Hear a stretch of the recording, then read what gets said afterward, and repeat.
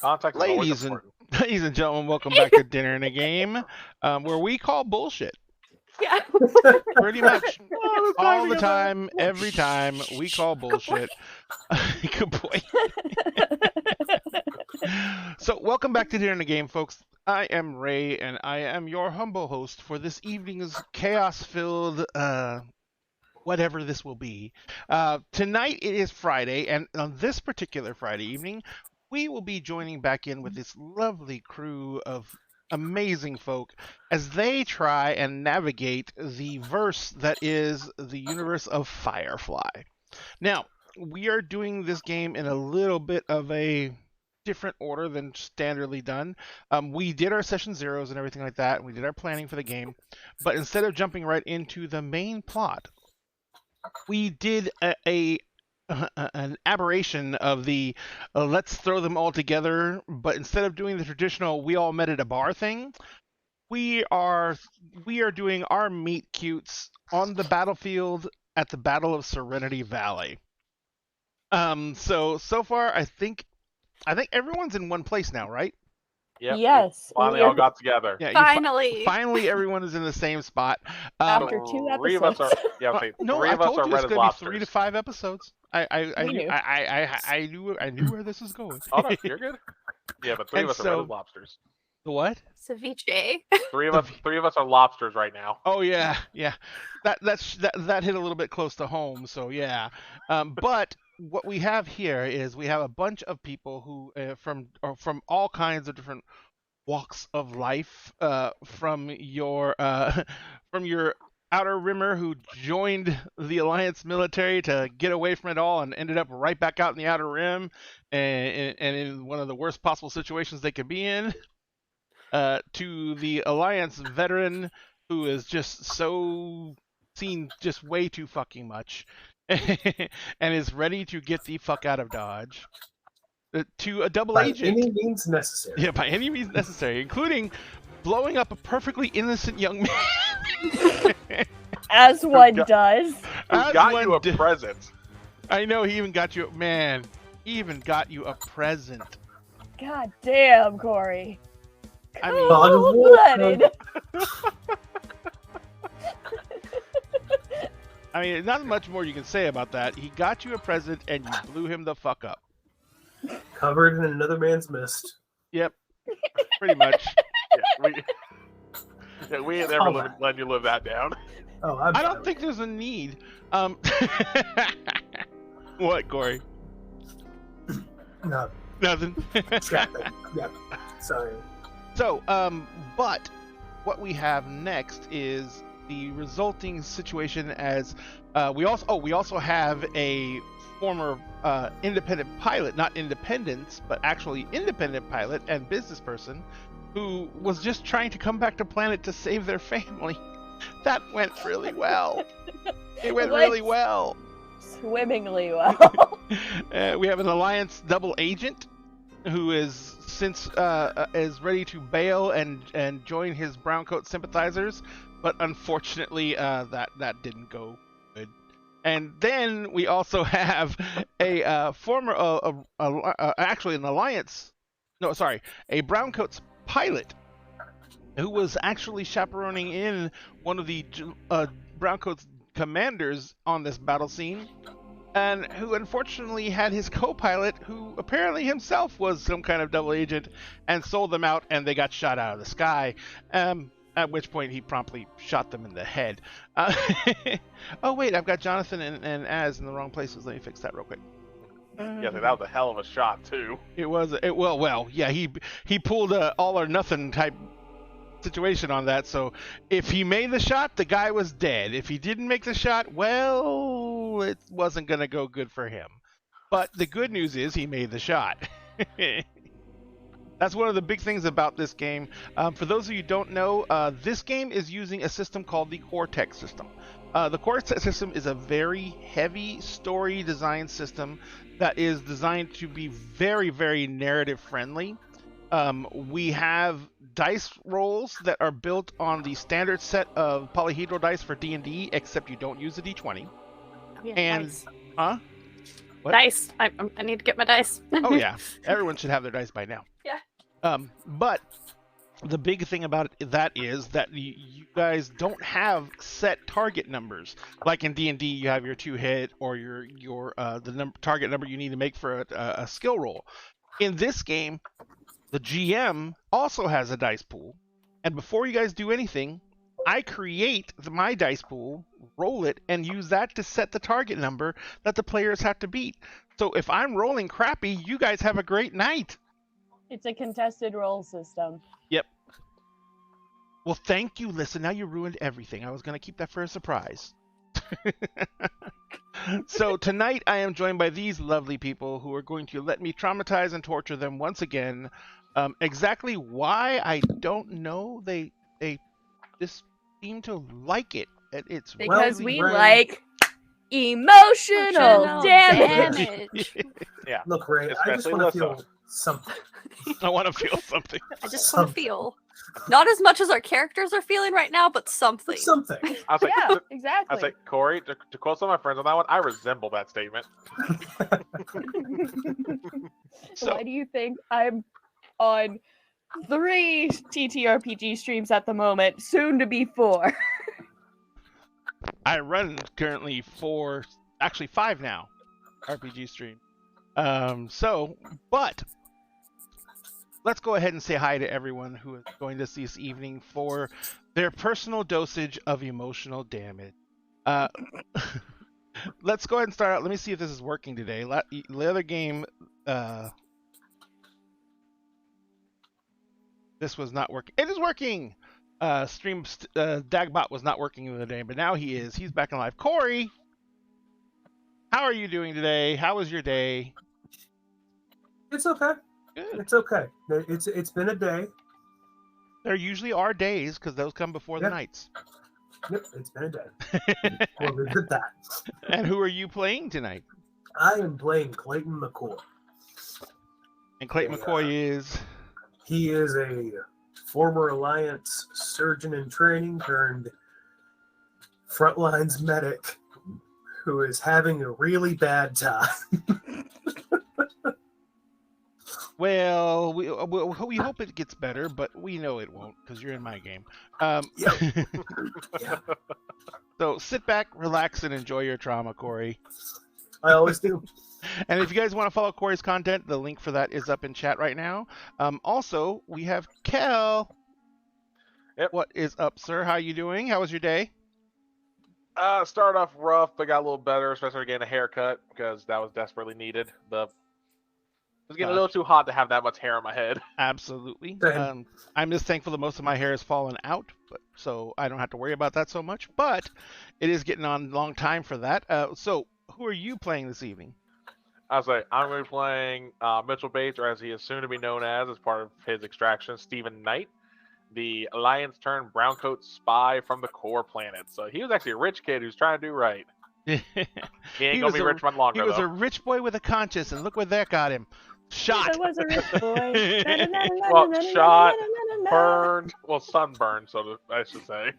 Flash And burn. I flat- get yeah, shot flat all burn, yeah. the fucking time. But, I mean, but you guys can find me on TikTok and here on Twitch under the same name, Celtic Wyvern King. I mean, I stream all sorts of stuff. Like Thursday, I did like a 4-hour stream of Destiny 2. Just work on my weekly stuff like that. And then occasionally you can find me doing, like past 2 Mondays, I've been on one shot on other D&D channels. So who knows? You might find me on those, and I'll post those on TikTok whenever I'm into one again. So, and then we have Jonathan. Jonathan, how are you doing? I'm doing good. How about you? I am tired, but got a lot of stuff done today, and I'm very, very proud of myself. I hope you had a productive day, sir. Yeah. No, I mean, it was kind of like a rest day. Oh, that's good. Those are Nice. nice. I'll have one of those someday. So, Jonathan, you are one of the original members of Dinner in a Game. You were with us when we started out as a podcast back in 2018. And Jonathan's been around Dinner in a Game for its entire life, and he is one of the core people that we built up. And I was so glad when you had time to actually rejoin us. And you know, you weren't on that incredibly incredibly different time zone. that made it almost impossible for you to be able to join up with us. But I'm glad you're here now. And let's see. Oh yeah, and Jonathan's the only one of us who's smart enough to stay off social media. So, Jonathan, thank you for being here, and thank you for showing that you can live without TikTok, Twitter, or anything.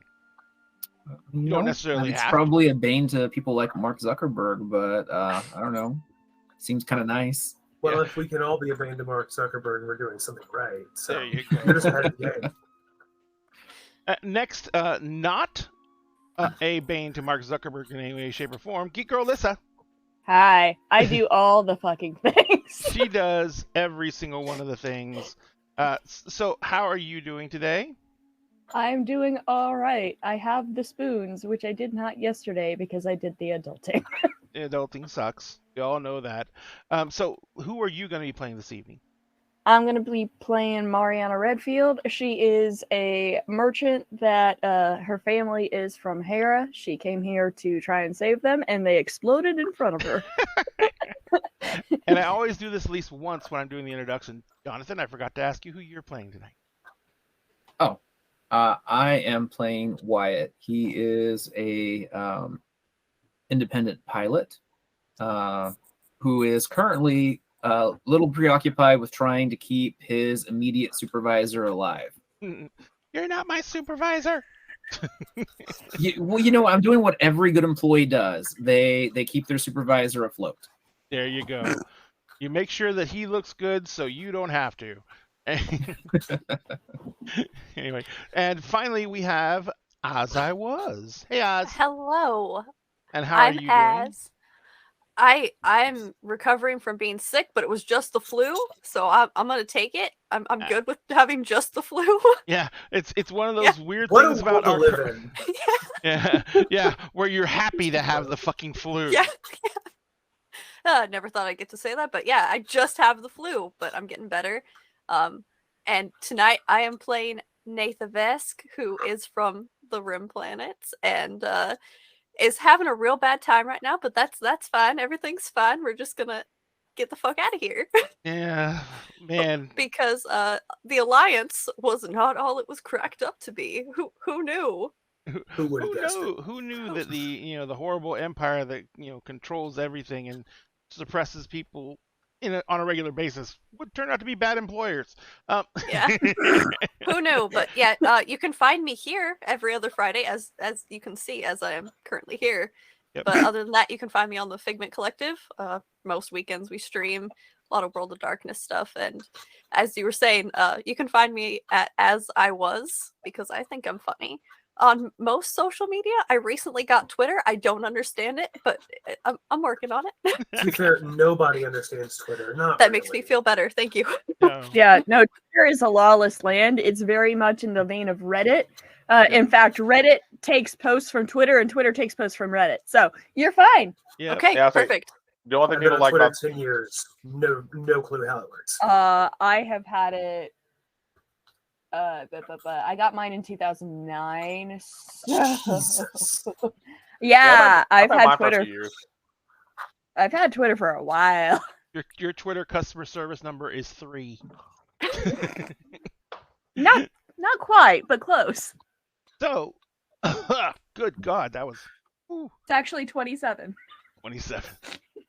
So, ladies and gentlemen, tonight we are playing Firefly. Firefly is a system, as we said, as Lissa told me and informed me that it is a. I'm sorry, now I forgot what you said. Contested role system. And it is based on the Cortex system. The Cortex is a generic universal role-playing system that is designed to be very friendly to the folks who want to play games that are strongly based around storyline rather than mechanics. It's a decent mechanic system, but it's not traditional. You're not going to see us talking about hit points or anything like that, or looking at armor classes or anything like that. You're going to see us using narrative beats to basically describe stories and set up challenges, and then you're going to see us rolling a contested role where I also, using narrative beats, describe the contested points for the players. And I build my dice pool out of those. They build their dice pool out of their skills, stats, and abilities. I roll my dice pool first to set the threshold. They roll their dice pool to try and beat that threshold. Oh, thank you, Lissa. So, all that being said, right now we are sitting at the Battle of Serenity Valley. Our players have finally gotten together after 3 sessions, and they are in one group. With Jonathan's character, as you said, with Wyatt, focusing on trying to keep this Browncoat's commander alive and get him away from the front lines. Lissa has actually just rolled up to the front lines, riding her horse, as she was trying to get her family off planet, and the ship she was in got blown out of the sky by a bunch of Alliance fighters that were flying in patrol. Nath was being a combat and field mechanic to a squad, and she was following their dog, which is a robot that's designed to carry all the equipment for a troop. And she was following it to keep it up to shape, and her squad got ambushed and is currently under heavy fire, and the dog got hit by an RPG, so the dog's gone. And Nath got captured by some Alliance folks for a bit, but has since broken away, and she met up with Clayton, as Clayton blew up his friends. Clayton being an Alliance medic who has just been through the worst of the worst, and this battle is just set him off the edge, and he has decided he is out. So he pretty much, he had 2 escorts who were supposed to be helping him. He is a medic, and he was supposed to help him get bodies and everything like that, and he realized that he had a chance to get away because they were left by themselves. So he called them over, and he attempted to pull the pins on the hand grenades on their vests. He got one of them, didn't get the other, ran for it. That poor man, who was the only person who has been nice to him, got blown to fine red mist. The other Clayton and the other trooper just diving for cover, and Clayton managed to get away. He dove into a crater from shelling, and as he was trying to move on from that crater, Nath was running away from her captors, and they had a nice meet cute by slamming into each other and falling back into the same crater. Steve As Knight, one does. yeah, absolutely. Steve was basically trying to. He is a double agent. The unit he is with received an intelligence report saying that they thought that there was a double agent in their unit that was giving intelligence to the enemy, and that they were supposed to keep out for it. It turns out that Steve is actually one of the squad commanders for the unit. So he and the squad were sent down to retrieve the commander that Wyatt is trying to escort off the front lines, because they are basically the only unit that was available during this battle, because as everyone knows from the show, this was an incredibly intense battle. The Alliance was fully committed to eradicating the Browncoats. So they were overcommitting on troops, and basically the only way that they could get to this Alliance commander was to take one of their only available units, which was Steve's unit, because it was being held back because they thought there was traitors in it. Then they dispatched that unit down to retrieve the commander, with the idea that the traitor would definitely show his face because it's an Alliance so a Browncoats commander, and he would want to make sure that they were not captured. So all we got now is to make sure that our wonderful folks make it off the front lines without dying.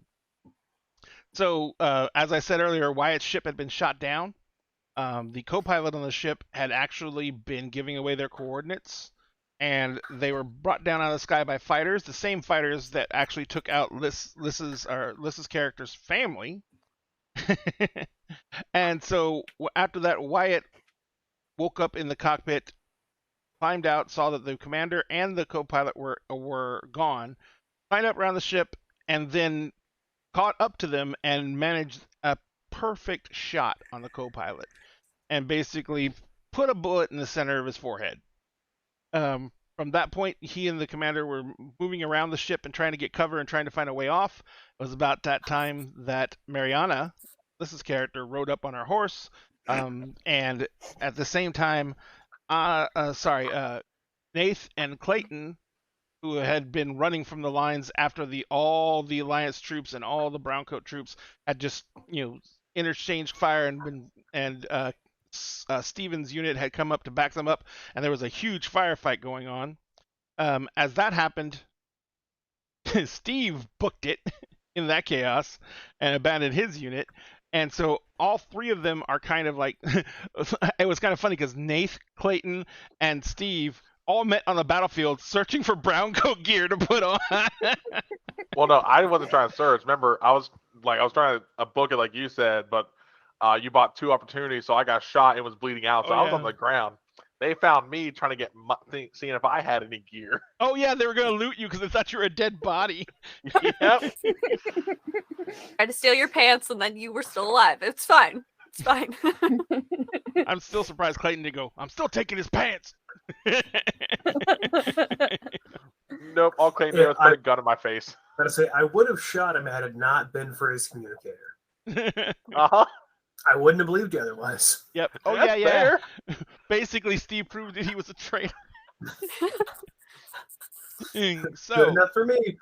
they began making for the same down ship because that's basically where everyone was headed. They were basically hoping to see if there was any way to get the ship off the ground again. Everyone kind of met up just as those Alliance fighters came around and were preparing to pretty much bomb the front lines.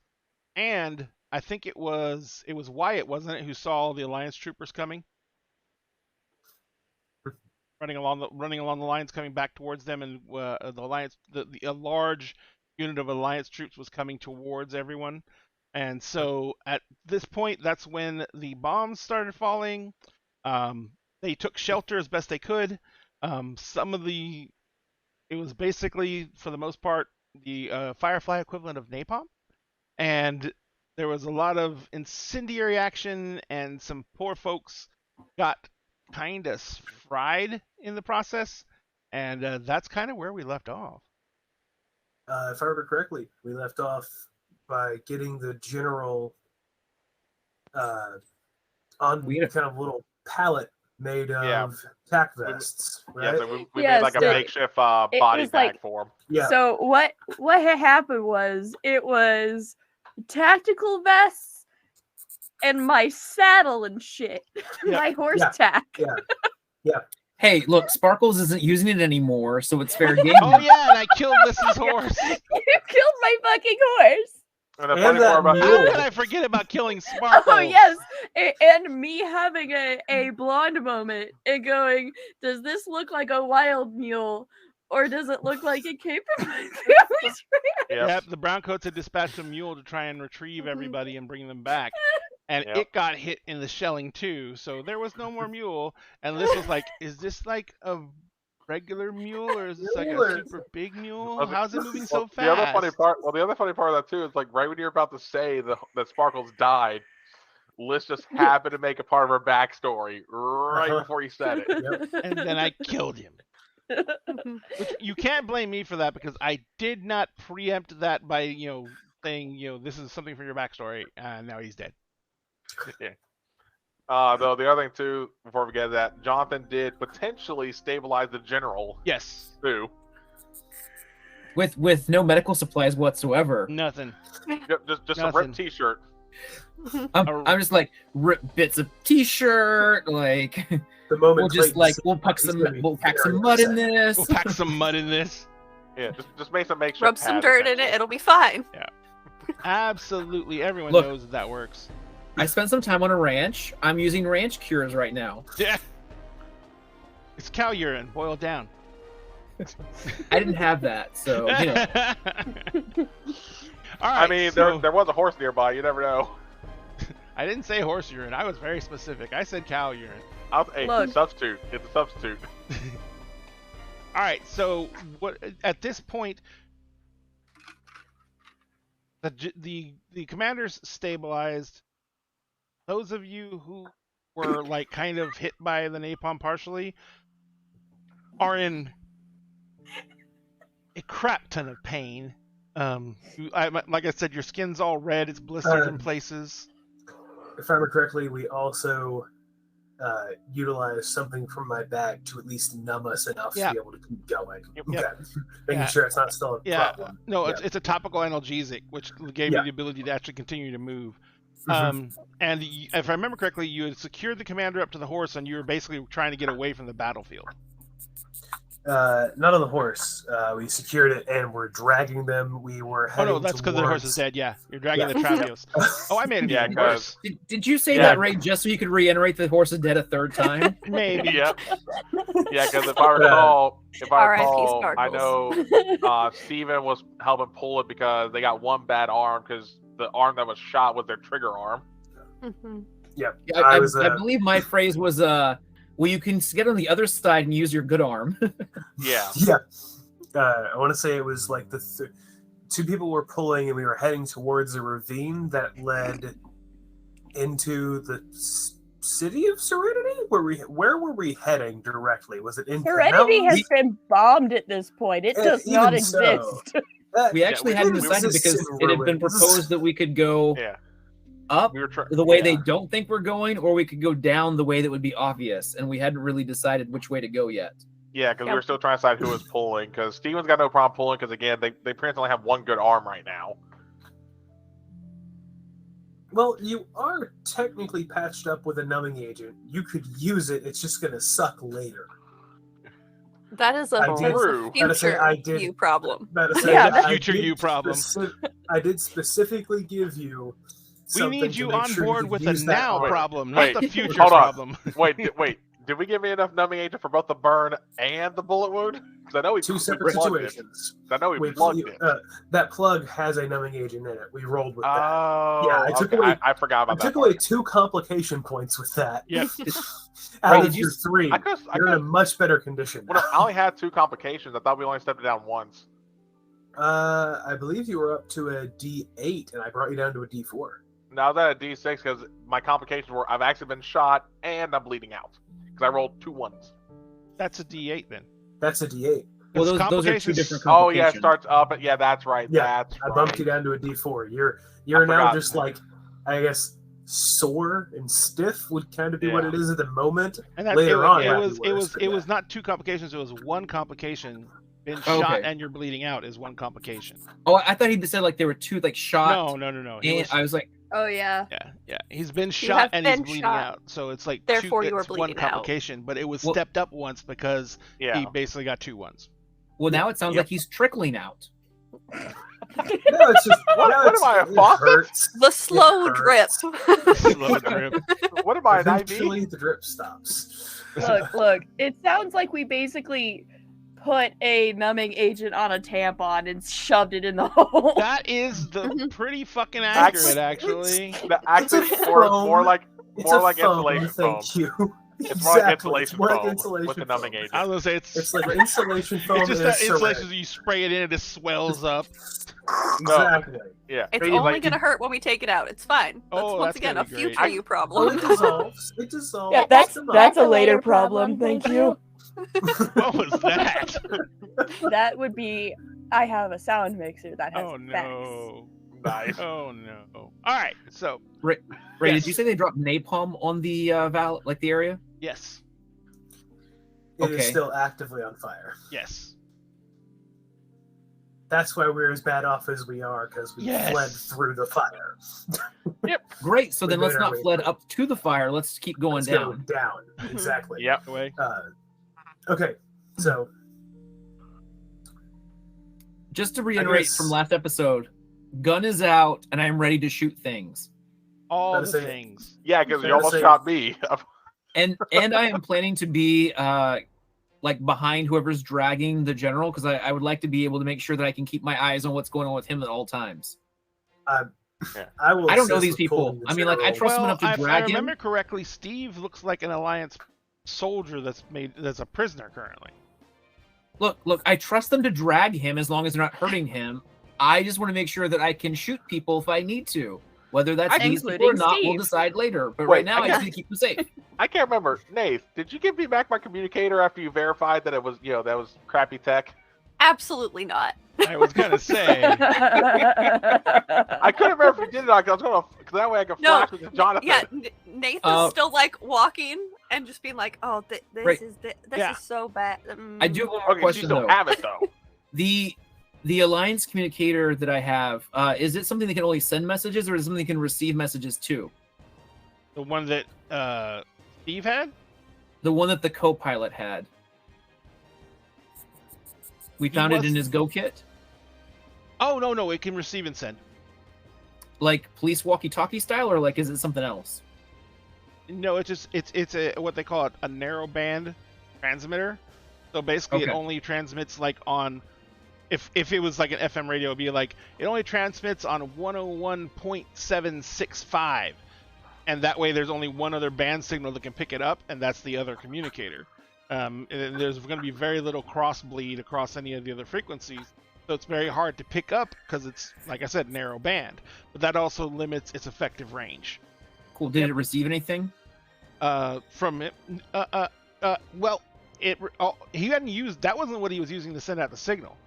That was I realize that, but I just want to know if it received anything and like, Well, we've been down. Oh, on the while you went ground. down there. yeah. Yeah. Yeah. Yes, it has received several pings. Okay. Are they written Yeah. in a code, or are they written in just like? No, It's it's just a ping. Like you can see, it says several missed calls. calls for the most part. Yeah, Oh, mistransmission. okay. Sorry, I was like- your call did not go through. Please hang about- up and try again later. No, I'm gonna go it ahead- basically has a little signal on it that says network activated, and then it. Yeah, so when you said ping, I thought you meant they were pinging its I'm gonna go location. ahead and I'm gonna pull the battery out of it just in case you can track the sucker, All right. Which, and no, then we'll brings throw the it back in the kit. Jonathan brings the question: has my communicator gone off at all while today's Yeah. Yeah, Nathan's trying to figure out what's going on, which is how we found out about what was going on and everybody running. Gotcha. Mhm. So what you So- basically with your communicator, yours is the biggest problem with yours is it's one way. It only Yeah. allows you to send out signals Oh, okay. because all you were Ah. doing was delivering intelligence.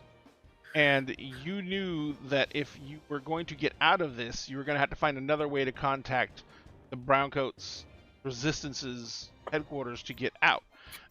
You met with another agent, physically met with him, and that's Yeah. where you were like, "I need to be extracted. They're on to me." Type. I think they're becoming aware of that we have a problem, and they were making arrangements. And this was supposed to be the place where you're going to get out of it because there was a big enough Browncoat contingency to where they could, they were going to be able to get you out of it. But it turned out that this was the Alliance push to end everything now. And so you're pretty much in a situation where you're still in the best place to be to get to the Browncoats, but there doesn't seem like there might be anything left to get to. Got it. In that case, Nathan's gonna go up to Wyatt and be like, "So, this is one way. I don't know if there was plans to get out, or if there's someone we can contact about the general here." You can still send messages out on it. You just can't receive anything back. So you could technically send a message out saying, "Hey, meet us at XYZ coordinates. We have Who's a this package." So, granted, Mhm. might be better if it was my voice at that point. If they hear y'all, they're gonna think like, "Oh, nope, nope. Cancel this." But before you do that, who does this actually go to? Who does it? Who does this reach at the end of the day? Can they physically help us right now, or is this going to be not super useful? Because if we can't hear anything back from them, is it good to chance someone else picking this up? Not getting anything back from them. True. Well, I mean, at that point though, we can just see what. No, because I was say if we use my Alliance radio, anyone can pick up on the signal. Yeah. No, this is definitely not Alliance. This Oh. is Nath, But is it so secure? outdated. Oh my Nath? god, it's so outdated. Nath, if he has, hey, thank you very much for the bits, Slytherin. Oh, We gotta hydrate. yes. Screech in Petrodactyl. Pterodactyl. I Petrodactyl. always Wait, love does- saying, I love saying Oh. Petrodactyl because everyone freaks out when I do it. I know it's But does pterodactyl. someone have to screech, or is it the person's name? No, he does. They No, do. It's their thing about whenever they come in, they always go scree, land a pterodactyl, and then just say that when they leave. Or when he's lurking, hangs on the ceiling in pterodactyl. Is Yeah, that it's a their, hydrate? Yeah, well, Yeah. it's a hydrate, yes. That's a hydrate. Yeah, it's their shtick. Sticky stick. I can respect the stick. Sticky stick. It's my that would be my pterodactyl mod. Your pterodactyl mod. I'm just weird, it's okay. No one's weird here. We're all just us. We're all a bunch of D&D TTRPG players. Is there such thing as being normal? I'm going to start relative. OnlyFans. It's just titled Hairy Nipples. I was thinking about fucked up feet. That was gonna be mine. That's a good Just one. That's a good jack one. feet. Hey, we can like do a joint, broadcasts. Yeah, yeah. I mean, hey, there's stuff for your OnlyFangs in the Figment collection. Yeah, my OnlyFangs for my NOS character. Yeah. OnlyFans. I don't think people understand. We can see when you click the Zarin OnlyFangs link. You realize that, right? I am concerned for some of you. You can't fix him. Don't try and fix him. Yes, There I is no can. fixing. So, you guys are dragging So the this- and yes. This communicator is secure. No one else can hear this but who it's going to, correct? Technically. Yeah, looking at it, does it look like it's encrypted? The software on it. If we're on world, it should be. It's only if I was trying to transmit off world, it wouldn't be. Maybe. The biggest thing is, it is, like I said, with his, it's kind of like really crappy technology, but unlike the one that the co-pilot was using that is two-way, which is radio frequency, this one is not radio frequency, microwave. Oh, Which means that it's... which most people aren't going to be checking for. Well, they still mean- use microwave communication for secure communications. Mm. So you're pretty. This is secure, but the problem is you don't know how to break the encryption key, and it'll take you forever to figure it out. Which is fine if we can get something to. But if anything I- goes out on this, it should be secure and scrambled. I'm going to take the assumption that as explaining that Yeah, Nath is explaining Nath this. has Yes. got the communicator and is just rambling off Just rambling off all this information. like conscious That's- line of thought Yeah. with okay, so I could take some of the communicator parts and we could maybe upgrade it a little bit, but that would take too much time. But it's really outdated, so it might not be compatible. But it's one. Yeah. It's one way. It's Is there it's one way. It's secured. to But- DM here? We're heading towards a little. You said there was a narrowing point into a ravine that led off, right, Mhm. downhill. Mhm. So the assumption is that we are walking and talking right now. I'm Yes. on one side. Oh, that's what I of assume. the, And the best yeah. thing about this is that it is a narrow gully. It's what they call a washout gully. So Yeah. it's a narrow gully where when it rains, it channels water through it. But right now there's no water. But because of that, the bottom of the gully is mainly like smooth stones. So it's kind So of we can- easy to drag him over that. But it's also pretty much it's bumpy as shit, but it's like the fastest way to go down into the valley from here. That's got any type of cover whatsoever. So does it?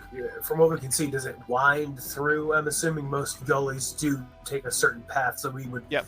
be covered for the It's- most part, at least at Yes. most times. Okay. Yeah, and the wash gully at sometimes it's only like 4 or 5 feet deep, other times it's like 15, 20 feet deep.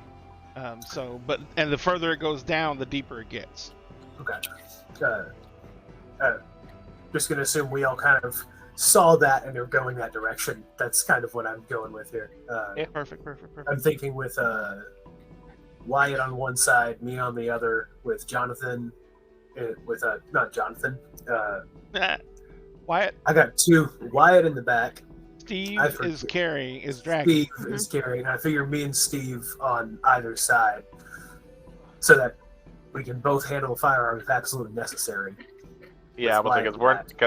if we're numbed up at. Did anyone leave Steve his firearm? They only took my rifle. They never took my sidearm. Yeah, and I took a sidearm off the brown coat that I took the coat off of, so I've got something I can one hand right now. Yeah, I've I got. want to say you have two trashed rifles currently. I have the broken ones that I'm gonna fix at some point. Yep. But Yeah, I think our best bet is to find a way out of here, and Yeah. then maybe Wait, does ping Mariana have a someone. weapon? I was gonna say, Melissa. Yes. Is Mariana carrying a pistol, right? Yeah, she's got a pistol. Okay. So, new here, new to the planet. Anybody know this planet fairly well? I'm from here originally. Name? Mariana Redfield. My family, I Clayton guess, McCoy. owned the Redfield Ranch. Okay. Yeah. I'm not having a good day. I'm sorry. I understand completely, but for right now, I just need you to give me any information. Do you know where this wash gully leads? Do you know where we'll end up? Hey Ray, Yo. do I actually know? I'm assuming I Yes. probably would. Yes, the washout goes down for probably about 1/8 of a mile, and then it comes out on a drainage ditch that goes underneath the main road going back into Serenity. Across the drainage ditch is the far end of the original, the original pasture that your parents' place started out as, because it's a ranch, right? They do cattle. Yeah. So yeah, so it's the far end of the pasture is right there. You could make back for the house if it's still standing, which I don't think they shot the house. They only shot the ship. You know what? If you make back for the house, you might be able to find like one of the tractors or something like that would make it easier to transport the commander. It ain't gonna be fast, but at least be something. Yeah, it'd be better than what we have at the moment. Yeah.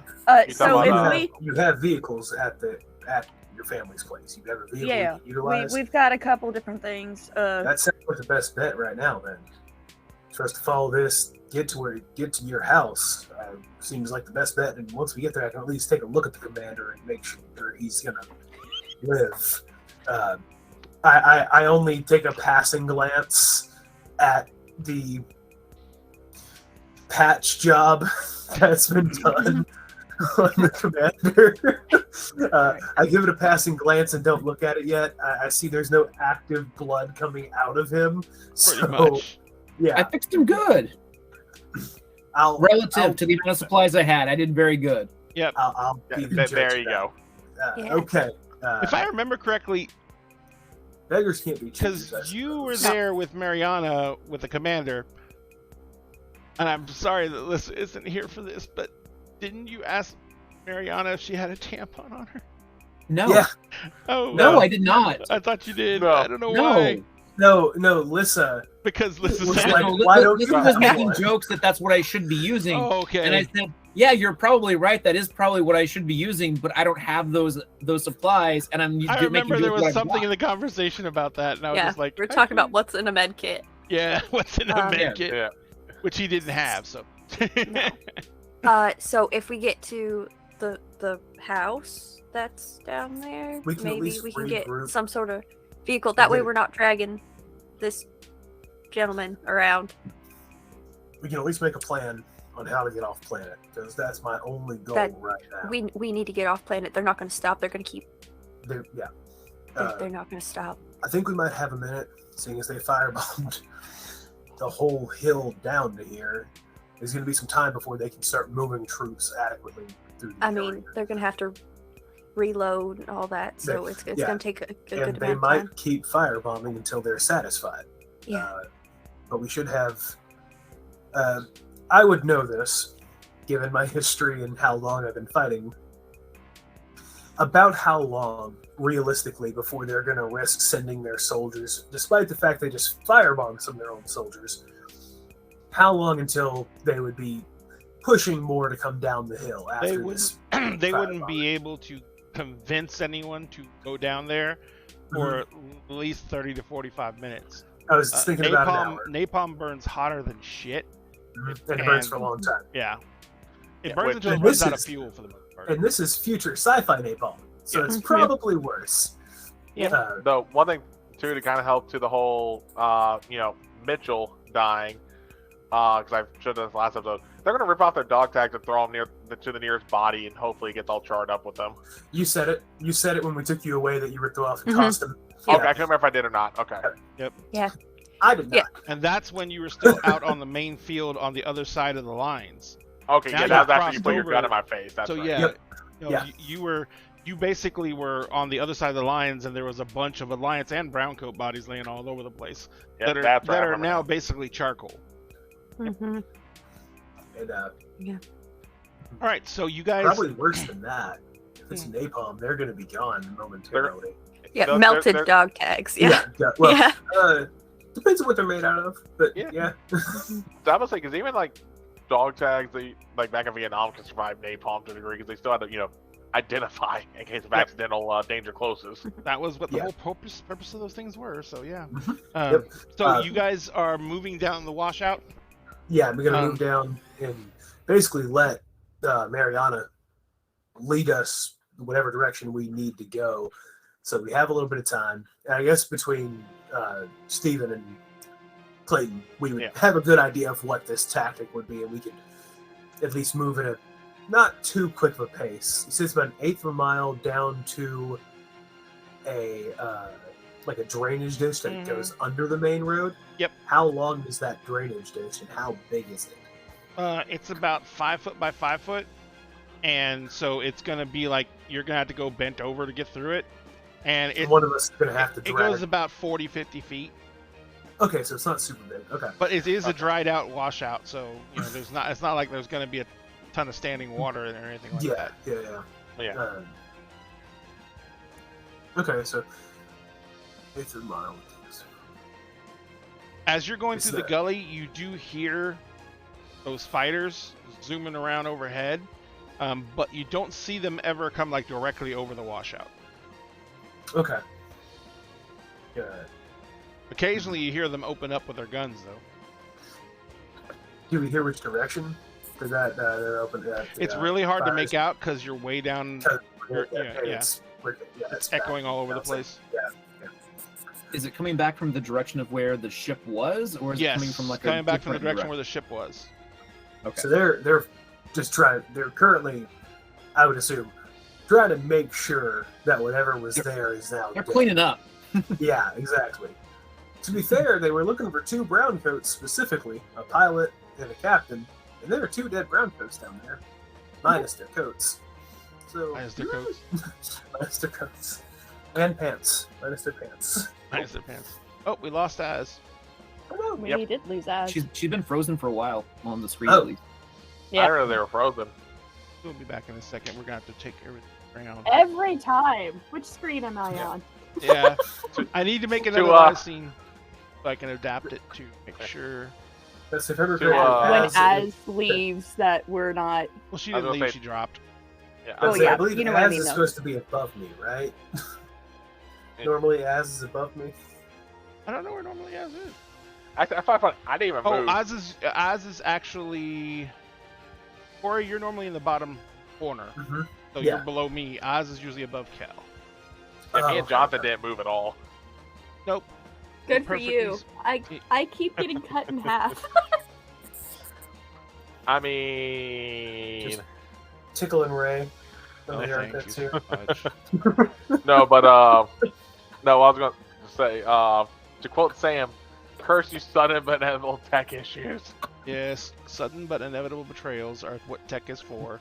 Let me get this. I love how on one screen my sign with my username looks correct. You can actually read it. But on the other screen, if you pay attention, it looks backwards. Right? Huh? While we're moving down this washout, Uh huh. I'm gonna grab my actual like independent communicator and the general's communicator and see if either of us have received any messages on those. There's a lot of chatter on the communicators that you can see. Both a lot of vocals and a lot of actual messaging. You see that there's been a general retreat called for. You see that there has been a lot of communique about that your ship was downed, and that the Alliance commander is that a VIP needs to be retrieved, You see them dispatching that first mule out, and since then, there's been a lot of chaos and confusion. Your particular communicator is not received any direct messages, but the commander's has received several. Does it take like a access code to see the messages, or can I just see them? Yep. No, you need to be able to access it, which means he needs to be able to key in his PIN. Are you sure I can't just hold this in front of his face with his eyes open? I was about to say. Again. I mean, this is the future. That's a current reality. Yeah, but it's also, like you said, if you get knocked unconscious, someone could just hold your eye open and scan it in front of your face. If you're knocked unconscious, you can't give anyone a PIN. That's true. He's got multiple. He's got multiple bullet holes. We could possibly wake him up. Ow! Let's. I'm all for waking the guy up, but I can do this safely. Oh, I'm not recommending this to anybody. No, this is what I'm doing from behind. Like, yeah, I'm not. Okay, got you. Ray, if I plug in like a headset, can I listen to like verbal communications that are coming through like a radio, or on yours? Yes, absolutely. And you can respond back if you wanted to. I want to start listening. I want to hear what's going on. So I'm gonna plug in one earbud and then like clip it to something so that I can listen to what's happening. Command seems to be breaking down severely. The what? Command seems to be breaking down severely. There is a bunch of chaos on the lines as you are doing your best to try and pick through all the conversations happening right now. The main gist of what you're hearing is there was a general retreat called. There is a bunch of people freaking out because the Alliance literally bombed their own people with that last napalm attack. The casualty reports that are coming in, you're hearing whole squads obliterated, on both sides. You hear them trying that you can see that that some people are trying to bring some cohesion back into it, but they are having problems restoring order to this. And there's not a lot of people who are, it seems like the field commanders who were down there on the lines, it seems like it may be a situation where a lot of them are no longer able to command. And like a lot of junior officers are taking over. And that is causing a lot of breakdown in command. So, oh yay, Oz is back. And so, because of that, it has become a situation of, how the hell can we make this work when everything is so chaotic? Because we absolutely have to be able to get these command reestablished, but at the same time, they don't have there's no focus on who or what or why is supposed to be where. Everyone's just like issuing orders and no one's following them. You know what I mean? Okay. And and there is still a base command somewhere, and they are repeatedly issuing requests for an update on the status of the commander and the downed aircraft. The only report you hear back about that is you hear someone saying that the Alliance fighter sortie had nuked the downed aircraft, and the area was also hit by a carpet bombing.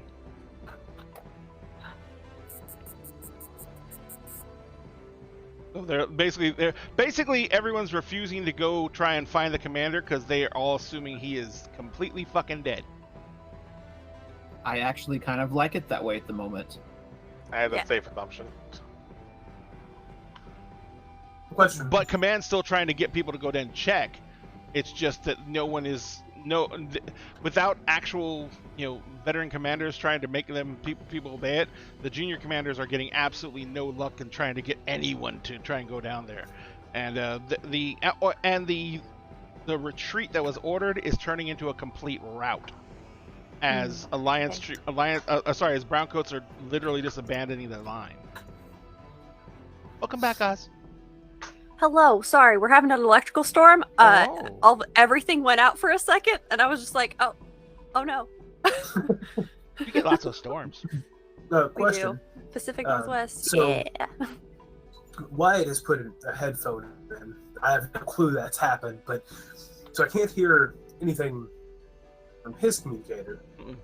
But the generals, even though it's not currently logged in to send out messages, is it giving off any kind of radio chatter? Nothing at all. Okay. The only thing it has is the general display up, where you can see the actual text commands that are being issued. Like the general retreat was issued on that, as well as a voice command. And so, that's the only things you've really been able to see. Oh, I would realistically, like Nath would, we would both have communications as well. I assume you ditch those because the Alliance tracks all their equipment. Yeah, no, Natha took off her stuff and ditched it. She I would does have still kept have that her momentarily, military ID, though. only to try and keep track of what was going on. Gotcha. Only to keep track to get myself out. So the question is, just in most blanketed terms, general consensus currently, are there squadrons freaking out that they themselves were firebombed? Do we have guys retreating? That kind of thing. There is still very established command on the Alliance side. Of course. There has been a bunch of chatter where the Alliance commanders are basically, there was a few moments. Actually, you wouldn't be able to hear that because you're running that time. Yeah. There are a few messages, like there's a text message going through, stating that warning Alliance troops that there is a rain of fire coming down, and they need to make sure that they have shelter, take cover type orders. But it's the rain of fire is supposed to be on the back lines of the Alliance fighting lines. Mm-hmm. And so when it hits right over the lines, there is a command. There was a text command going out stating that the attack in area, report in all casualties, dispatching helio units for evacs on for all victims, stuff like that. And you do see several of the medical helios coming in. They're basically VTL vehicles, and they're coming in. They're picking up casualties and everything like that. But you also see, suspiciously enough, multiple of the troop carrier helios coming up from the top of the rise, which you didn't know there were still reserves left. Mm-hmm. And so, but they're dropping off fresh squads. People who wouldn't have been here. So what I'm getting is they're trying to make it seem like it was an accident. It was just a miscommunication of targeting the position. And now they're bringing in fresh guys who wouldn't have seen what just happened and would not be aware that was clearly blatant. Mm-hmm. Like everyone who was there, we realized what just happened, right? I'm assuming for the most part people are aware. Out of curiosity, because you didn't plug anything in, you're just letting it blare off yours, right, Corey? Yep, I'm just letting it go as chatter. It's turned down a little bit enough to where it's not going to be echoing throughout everything. Yeah, but enough that all of us are probably hearing it, though. Probably at least to an extent, yeah, for sure. Okay. The reason I'm asking, because I know it's probably going to bite me in the ass later, is the other squad leader, Theo. Is his squad one of the ones coming in? That I can tell if I can hear him on the radio at all? No. You do hear... Wait. No, you do hear the designation for that squad on the list. I don't hear him. I just hear the designation. Okay. Yeah, you hear someone issuing him orders. Okay. Yeah. As soon as Steven hears that squad, he's going like, "Oh fuck, we need to move." When people start calling out for casualties, do I hear my squad mentioned? Oh yeah. Perfect. You see, your squad is mentioned as being entire squad listed as casualties. And you see. Oh, and by the way, Theo is orders given to Theo squad, your old squad, Yeah. are continue on mission. Okay. I assume Natha's is also listed as a casualty. Oh yeah. All right, so I'm dead. That's good to know. This will Same. help in the future. Yep. So the plan vehicle and then some sort of ship to get off planet. Yeah, Miss Mariana, Yeah. correct? Mariana. Mariana, it's been a fucking day. Miss Mariana, I feel ya. is there a shipyard anywhere around here that might not have been bombed by Alliance yet? I'm I'm talking just gonna point out scrapyard, anything. There's a scrapyard. There's Where would the also- position of the scrapyard be, right? On the edge of Something that- town, on the other side of town. But there's one other possibility, because this is an outer rim planet. There are several smuggling operations that run off this planet. Some of them run. One of them runs out of the hills right over Serenity. And they basically have a network of caves that they utilize in order to hide their ships from scanners and stuff like that. And they also use those caves for storing their illicit goods and stuff like that between trips. Is So, it possible? I was like, is there's- it possible? Go ahead. Go. Ask your thing. I was gonna say, especially just because Steven's clandestine work. Is there any way he would know? Like he knows who exactly might be in those caves. Like if they're going to be friendly towards him to help them out. You really haven't been working towards any of those. You haven't been Okay. uncovering any of that intelligence. You've been focusing on the Alliance side. All right, Yeah, well, I you don't know if I use them to help with me getting stuff out to the Alliance as well. Like if there's anything I couldn't. The main thing transmit. you do is you transmit information, and if you don't, Okay. if you can't transmit it, then you transmit it to sound listening posts that record the message, and then it's either manually picked up or transmitted on at a later time. Got it. We're at the shot. Yep. All right. So what were you gonna say, Mariana? So there are a network of caves that I know some of the smugglers used. I've never been down there, but I've heard that they probably have something that we could use. Okay. My primary goal here is to get off planet, but as a secondary or even tertiary goal here, I would like to get as many civilians off planet as possible. If we And can get that's some what I was brown- trying to some do when brown coats as well, that's fine, but I want to get civilians off this planet because clearly the Alliance has lost their fucking minds and they're killing civilians and their own people now. So I agree. The one thing I will say is we can't broadcast it because we broadcast. I was trying to do that, and they Well, bombed my family well then and we have the to do it. civilians that we were trying to get off planet. And we gotta So do it by we word have to of just mouth. try and find people along the Yep. way. I Um, mean, did you do it through an Alliance broadcast? Just the general broadcast system, through not it. an alliance system. You did contact the Alliance before you went down to planet, though.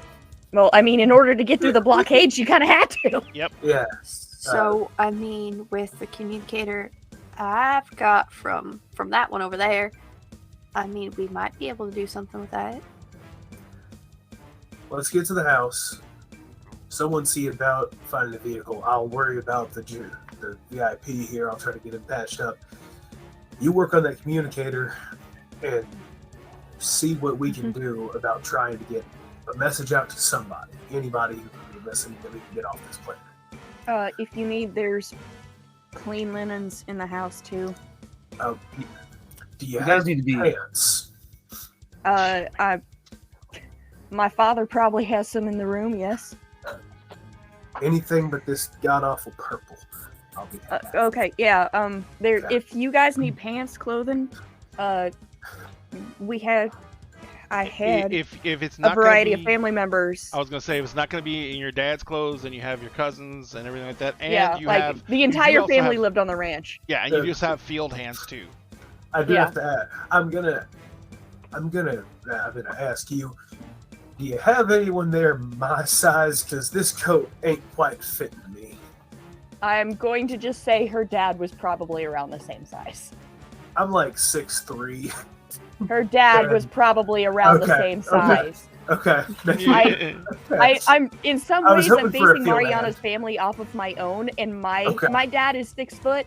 My uncle and brother and cousins are all 6'5" ish. Okay. Yeah. So there is definitely someone in the household. I was that you imagining it'd be a can fit field the hand, which would have been clothing. perfect. But All right. So, okay. oh, by the way, Wyatt, were you gonna say something? Guys, you need to be very careful with what you're communicating, to whom you're communicating, and what's going out. This is turning into a bad situation real fast. The independents are about to cut tail and run, and if that happens, the alliance is going to make one last strike against what they can. You put out the wrong word to the wrong person, you're going to have everybody coming down on this place all at once. Even if you think you're talking to the right person, they have too much information. It's going south fast. So I can't stop you from talking to people, but I'm asking up front, I want heads up if you're going to talk to somebody and what you're going to say. Because if it's dangerous to us, we're leaving before you send the message. That's totally fine. I'm completely agreeing with you. That's why I want Nath here. Nath, correct? Nath. Natha. At this point, I think I'm gonna have to scrap the whole name, seeing as how I'm dead. But When you- we'll get to that later When you once figure we're out what still you want to alive. be called. Yeah, I'm yeah. calling you N for right now. N work for you for the moment. Yeah, that works. That's Okay. perfect. And Okay. If N here, real and- easy to spell too. yeah, EN, right? Yeah, there we go. N. Ian, there we go. Ian, there we go. If Ian here, Already making things complicated. trying to, that's the goal. No, Had a simple one-letter name, and what'd you do? You put on a fucking E. Next thing you know, she's fucking Ian. if Ian here, God damn it, can work on this communicator to get out at least something on a frequency the Alliance might not be depending on, and we might be able to get to some civilians. You know the Alliance. You know what frequencies they're on. You know how they communicate as well as I do. If we can get something out outside of their broadcasting bands, maybe we can get some people out. If we can't do that, then we don't. We go out on foot, take a horse, I don't care, but we get people. If that's even 3 people, I don't care. It's something to get off this planet. There's nothing you can broadcast to get to other people the Alliance isn't going to hear. I mean, they're monitoring everything. This is a war. They're trying to figure out what the frequencies are for the independents. So if a civilian can intercept the message, I can guarantee you the Alliance is intercepting the message. Well, if we can get it out to the independents, that's good enough too. I If do. anybody can help, you get. that's all we need. I I'm just do know how warning you, well man. those radios work. This gentleman you does get have a enough point. you get enough independents coming to one place to try to get off planet, and that's going to bring the attention of the Alliance yet It's going to again. be noticed. Look, I understand where You're not coming from. wrong. You really do. You're not wrong. But right now, I'm looking at, there's the 6 of us and there's everybody else. And I'm worried about the 6 of us because I understand where you're coming from, but I think you're going to make it so that the 6 of us don't get off this planet either. And all those people you wanted to save, they're going to go down with the 6 of us if that's what happens. So it's us and them that don't make it, or it's just them that don't make it. I mean,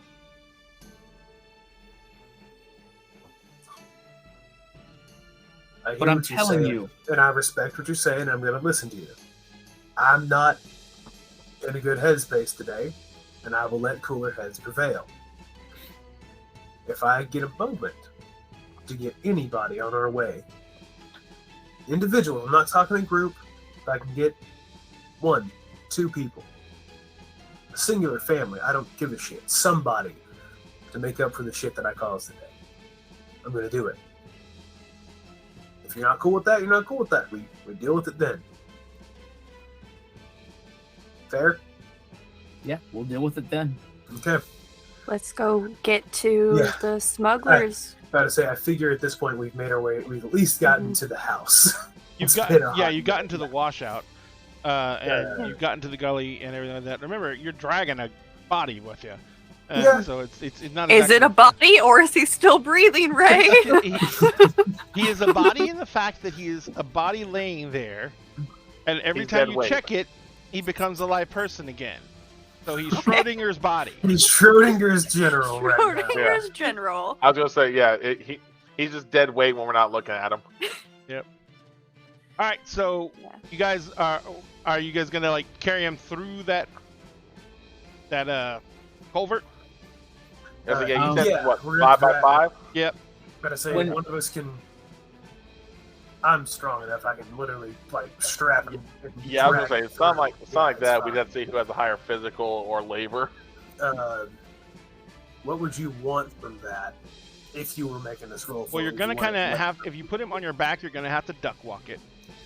Well, what I mean is keep him strapped onto this little sled. Effectively, we made kind of Drag the usually sled been through used there. to drag the sled, like be able to. I can crouch down and drag it with a physical Yeah. of 10.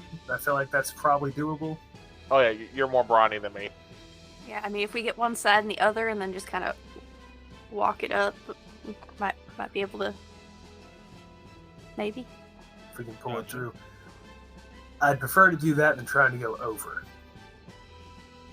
Trying to go up on the road. All right. I would prefer to try to not go up on the road if we can help it. No, I got it. Yeah. So let's go ahead and do this.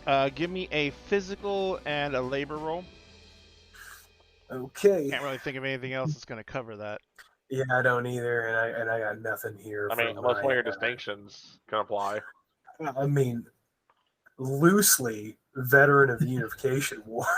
The one just I may, being a medic. I'm about to say in you the are military, cornered. I might have pulled some people away from a battle before on my back. That's kind It's of what I was gonna possible. ask. You need to Okay. give me a scenario where it applies. That's the biggest thing you need. I would to do. I would say realistically, there's probably been a situation where I've had to pull men off the battlefield by myself. I would say this is probably not a long shot from something I've done before. Not the same situation, but something similar. No, I think Dragon that's a good call actually. Okay, so that is my labor is a 4. Plus all that adrenaline from Yeah. getting napalmed. Yeah, I'm having a This- bad day. And this is why it's helpful to have distinctions that like are not the same thing over and over again. Like, Yep. Give you Well, access to more shit. Remember, how many? You started out with 2. Did you have any left over from last game? I had 1 left over from last game. Oh no, you started with 1. I'm sorry. Yeah. Start with Yeah. 1. But- So you have 2 total. You can spend a plot point to create a temporary asset, and remember that temporary asset doesn't have to be a physical thing. It can be like adrenaline rush or something like that. So where you can just say that in the heat of battle, you're fucking just adrenaline's pumping, and you have to get him through there. So you're just gonna, you may pull a muscle, but you're gonna get that man through. That's right. Mhm. Trust me. Nowadays, that's how I get anything done because everything hurts.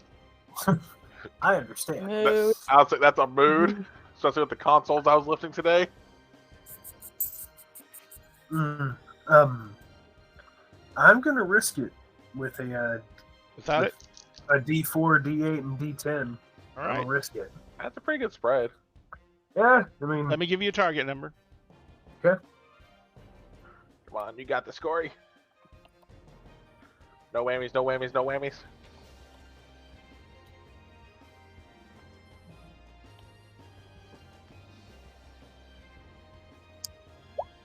All right, you have 1 opportunity from me, okay. and you may describe it and take it now. The TN total. Give me 1 second. I will say earlier I wasn't buying opportunities, but at this point of the story, I probably would start considering it because having a complication on the Alliance's side where they're looking in all the wrong places could start to be helpful if we can keep building it up. Mhm. So the the total is a 9. Nice. Yeah, A one 9. opportunity. And you Uh, can use mean- remember, you can use the opportunity that I give you instead of spending your own plot points. You can use that opportunity to create that extra situation like adrenaline rush. I was gonna say. Now, you said there's not active standing water. Right.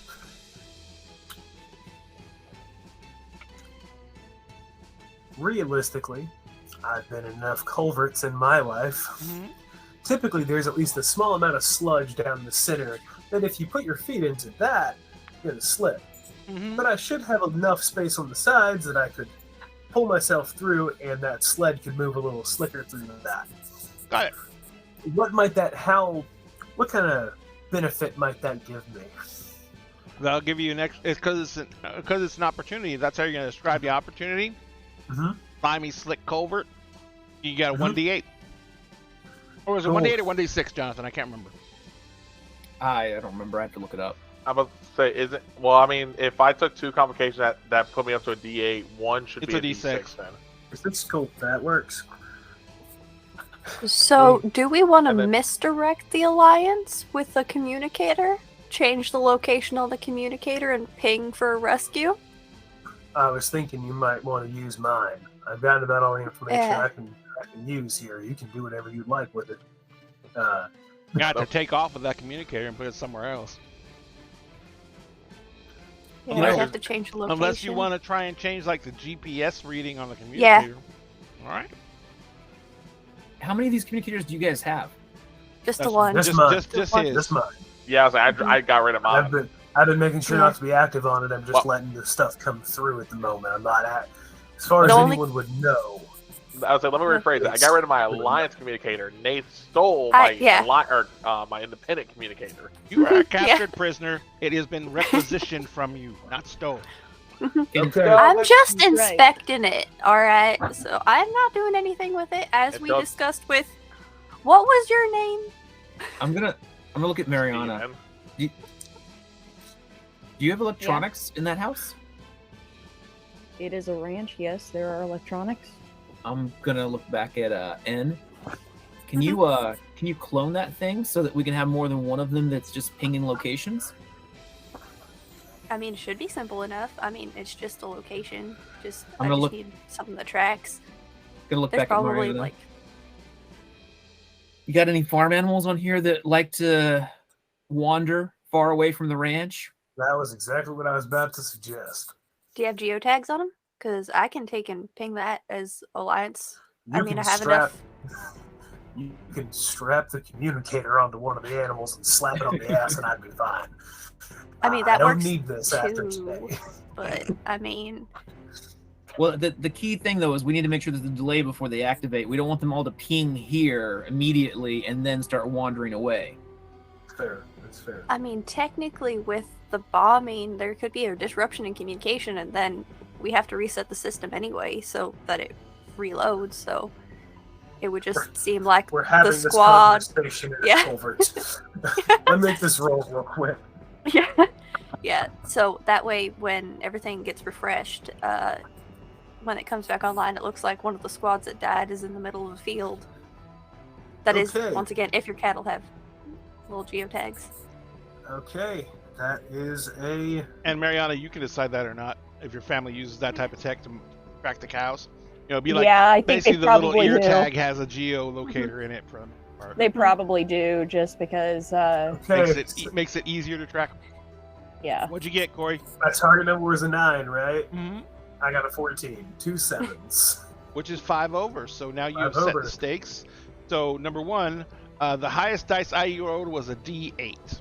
You have a D8 Cool. hero dice yet? I do. Oh shit! I have a D10 right now. is the So only now you hero have a dice I D8 as have. well. Cool. So now you're going to be looking at. So you raise the stakes. So, you did use the complication, right? Or the opportunity? Yes, I used it to make it slick. All right, got it. To give me a D6. That's right. Which was honestly, I'm going to show you exactly what the D6 rolled. It did not go into my roll, but I got a 6 on that D6. I got literally a 7, a 7, a 6, and a 2. Nice It roll. was a solid fucking roll. Yeah. So, you have absolutely no problem getting Oh, yeah. through this. Takes you only a matter of moments. And as you come out the other side of the gully that goes onto Mariana's family's property is basically really hard-packed sand and clay. So he just keeps on moving real smooth through the gully, you can make really good time. You can see the house. The gully washout goes pretty close to the house. You're gonna have about 30 yards of open land. You're gonna have to carry him over to get to the house, but other than that, that's it. Steve, Wyatt, I got him through there. Y'all want to help me get him across here? We're gonna be the most open we've been in a minute. Going through. Ray, I'm gonna start by checking the skies to see if there's any signs that there's a patrol craft coming over. I mean, we've been kind of coming through this area for a while, but that's what I'm looking for because I don't want to get exposed with ships in the sky. Well, number one, you can see the actual town of Serenity. It's still further down the valley, but you're close enough now to where you can actually, see it in the distance. There's smoke coming off of it, and there's no more patrols going over that. You can see that there are still overflights going over the battlefield, and they're still doing bombing and strafing runs on the mountain itself, probably trying to dig out or root out any of the resistance that are hiding up there in the mountain. And that's where the command center is in the mountain somewhere. So, unless they actually know where the command center is, even with bunker busters, they won't be able to get to it because they would have to know its exact location. So they're basically just strafing the hillside, trying to rattle people and get people who are in less cover to run for it so they can target them. But other than that, there isn't any direct sorties over this area. You can see the still smoking and burning remains of Mariana's ship. The ranch consists of the ranch house, the stable hand's house. There are several barns on the property. There's several different fenced-off pen areas where there's a lot of different. There's cattle and everything like that, but there's also the cattle processing areas where it's set up for them to get the vet visits and the shots and the brandings and everything like that. So you can see all that area there. There doesn't seem to be anyone present in the house. There's no, there's no vehicles visible. But like I said, there's like 3 or 4 barns. So you don't know there's 4 barns, and you don't know what's in each one of the barns. So that's pretty much about it. All right, well, as long as there's not ships overhead, and I don't see them. Not directly overhead, no. In fact, there's nothing really close enough to where, unless they were using really strong optics to look around intentionally, there would be no way they could really see you guys moving at the range that this stuff is at. Real quick, I would assume our rifles have some kind of telescopic sight, generally. Yep. Okay. Can I pull one of those off of? I'm gonna just kind of reach on the back of Ian's bag on the rifle and just pop off a scope. Just kind of slide it off, and before we hop out, I want to just kind of take a look at the houses and see if there's anyone moving over there before we start. You don't see anyone moving in the houses. Animals, I'm sure, but no. Everyone else seems to be gone. Yeah, and most of the animals, they're not near the house either. Looks like they're just in the pastures, and they're getting as far away from the shelling and bombing noises as they can. So they're in the far ends of the pastures. Okay, well, I'm just gonna keep that on me. Hey, Miss Mariana, which direction to a main road? If I was trying to see the main road, where would I be looking? I'm going to point directly above us. I'm looking for ground troops. I appreciate the attempt at levity, but ground troops are going to concern beyond flyovers. She points towards the entrance to the ranch where you see the back of the sign that's shaped like almost like a horseshoe. Okay. Just want to kind of position myself, take a look down that direction. Is that going that direction? Would that still be looking uphill, or are we now properly inside the valley? I don't know, Ray. You're properly inside the valley, but that's definitely looking uphill, looking back towards the lines. Okay. And you can see that there is where the Alliance posted up was obviously some place, and Mariana, you know this because you lived here. Up where the Alliance set up their base of operations, that was an old mining facility. It's still in use, it's still an active mine, but it's not producing as much as it used to, so it doesn't really draw in the traffic. It's starting to get depleted a bit. Yeah, and it's basically an old ore mine. So it is a strategic location in the fact that they have a lot of stuff built into the side of the hill there that they could utilize for a base of operations and for like weapons dumps and stuff like that, where they wouldn't have to worry about it being bombed or anything. So it makes sense why the Alliance would have set up there. The Browncoats probably have the similar setup because there's tons of caves in the mountains on the other side of the valley that make the other edge of the valley. Those are all like really heavy granite mountain ranges, and so there is tons of caves in them and throughout them. But they're the caves are very, very stable because of what the main rock content is here. And it was always really hard to mine in this area anyway, just because it's freaking hard rock. But yeah, that's the direction that if you look that direction, all you know you're looking uphill towards that mining area, and that's where the main road goes because it goes all the way out to the mine location. Okay, perfect. And I'm not seeing any. It's still too early for them moving troops in. But I could see if someone is moving troops down like the main road through the city, I would be able to see from here, I'm guessing. You could definitely see them coming because basically, for the most part, it's just pasture land in the valley. Okay, cool. I just want to make sure if anyone starts moving, we know early, sooner rather than later. Right. Okay. Cool. And if everything's clear, I'm moved to the house and try to check on this gentleman. Who's going to go check for a vehicle? I would say, Mariana's just probably going to go into the barn where the vehicles would be. Yeah, if you want to go check for a vehicle, I'm going to head to wherever your ranch hand is, because that's probably where all the tracking equipment is, right? Yeah. So that little shack over there? Yep. All right. I'm envisioning, with it being a ranch, you say that little shack over there, it's probably a 2-story building. Yeah, it's 5,000 definitely square feet or so. Like it's little shack over there. Nathan's literally pointing to like what she assumes is the ranch hand place. That's like the tool shed, and Mariana's like, the little shack over there, the 2-story house, and Nathan's just like, all right, I'll be right back. I'll let you guys. No, I realized I accidentally made Mariana the country rich kid. Yeah. Oh, maybe great. Maybe not even rich. I'm just assuming you'll treat your ranch hands well and give them proper. Yeah, place to no, stay. they That's my definitely assumption. like You're well off. the ranch hands are basically family at this point because they're probably over half of the ranch hands are family, like cousins and stuff like that. So it's extended family. Plus, like, some people that were employed from the Valley area, and because it's a well-established ranch. It's been in the family for several generations at this point. So, like, the ranch hands potentially are even, like, multi-generational ranch hands. Like, they've been on the farm for quite some time. Yeah. I would say, Steven, considering they were a corpsman as well, or they are a corpsman as well, I can't say word, they're not dead yet. Steven is dead. No. Mitchell legally. is dead. Mitchell is dead legally. Steven isn't.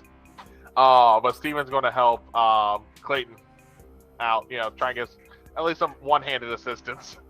Gotcha. Yeah. Real quick before we move on, ladies and gentlemen, I am going to start the contest for the giveaway for raffle tickets. Remember, we are doing a contest every single show, and we're going to be giving away for 20 minutes. You type the keyword into chat. If you're a subscriber, you'll get 2 raffle tickets. If you're a follower, you'll get 1 raffle ticket.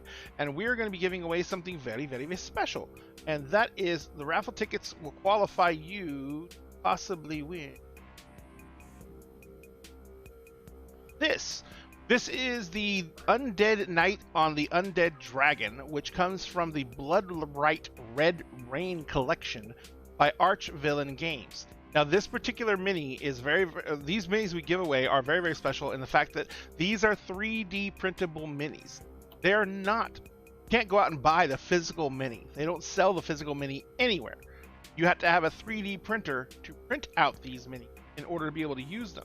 So if you guys go ahead and actually enter this raffle contest, we're going to print this mini out, and at the end of the month, we're going to be giving this mini away to one lucky winner based on the raffles. And so if you put that code word into the raffles, the chat now, you will be automatically have your raffle tickets sent to you. You do have to be at least a follower to get raffle tickets. So if you have not, give us a follow. And always remember, if you do give us a follow, you will also be entered to win our set of books that we're giving away, which are the D&D core set. Those books are the DMG, the Monstrous Manual, and the Player's Guide, and they are in a slip case. And those books come with foil covers. So they're not standard books. They're the collector's item books. And they are going to be given away when we hit 1,000 followers here on Twitch. And we are already at 821. So we are flying on our way to 1K. So if you do not follow us, number one, follow us so you can enter this raffle. And number two, follow us so you can have a chance to win that set of D&D books we're giving away. All right, go right ahead, guys. And one more time, remind the people, what was the entry for the raffle this time? Exclamation point vampire. Dun, dun, Okay. dun. And if I recall, I because of the timing of the dates, the drawing will actually be done during our show this time, if I recall. I think so. Yes, that sounds correct. It sounds correct. Yeah, because hold on. Because the last Friday of the month is 24th, Yep. so it'll be so the first, July 1st. That'll be Yep. on ours. Yep, that would be our show. Dun dun dun. Dun dun dun.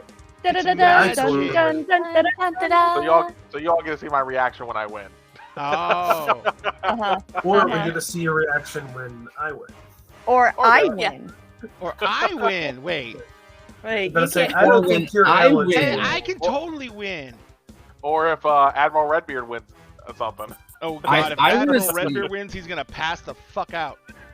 Yeah. I want to see the look on all your faces when I win, even though I've never entered the contest. It's magical. Hey, you know what? I will say, if I win the tower contest on TikTok, I'll cry. I will literally cry. Why? I just put the Because- dice oh. tower. Because I've I would been love the dice tower. I just don't have the room. I've been for it. pushing for like a year now, trying to get y'all to 1K. I've done it periodically, and it'll make me very happy if I win. Like I said, But- I don't have the room for that dice tower, but I would love those books, the alternate arts. Yeah, Okay. I would have a blast if I got the alternate art ones. D&D. These aren't the alternate art covers. These are just the foil covers. Well, the foil Oh, shiny. I thought it was Yeah. alternate. My bad. Either way, it's still awesome.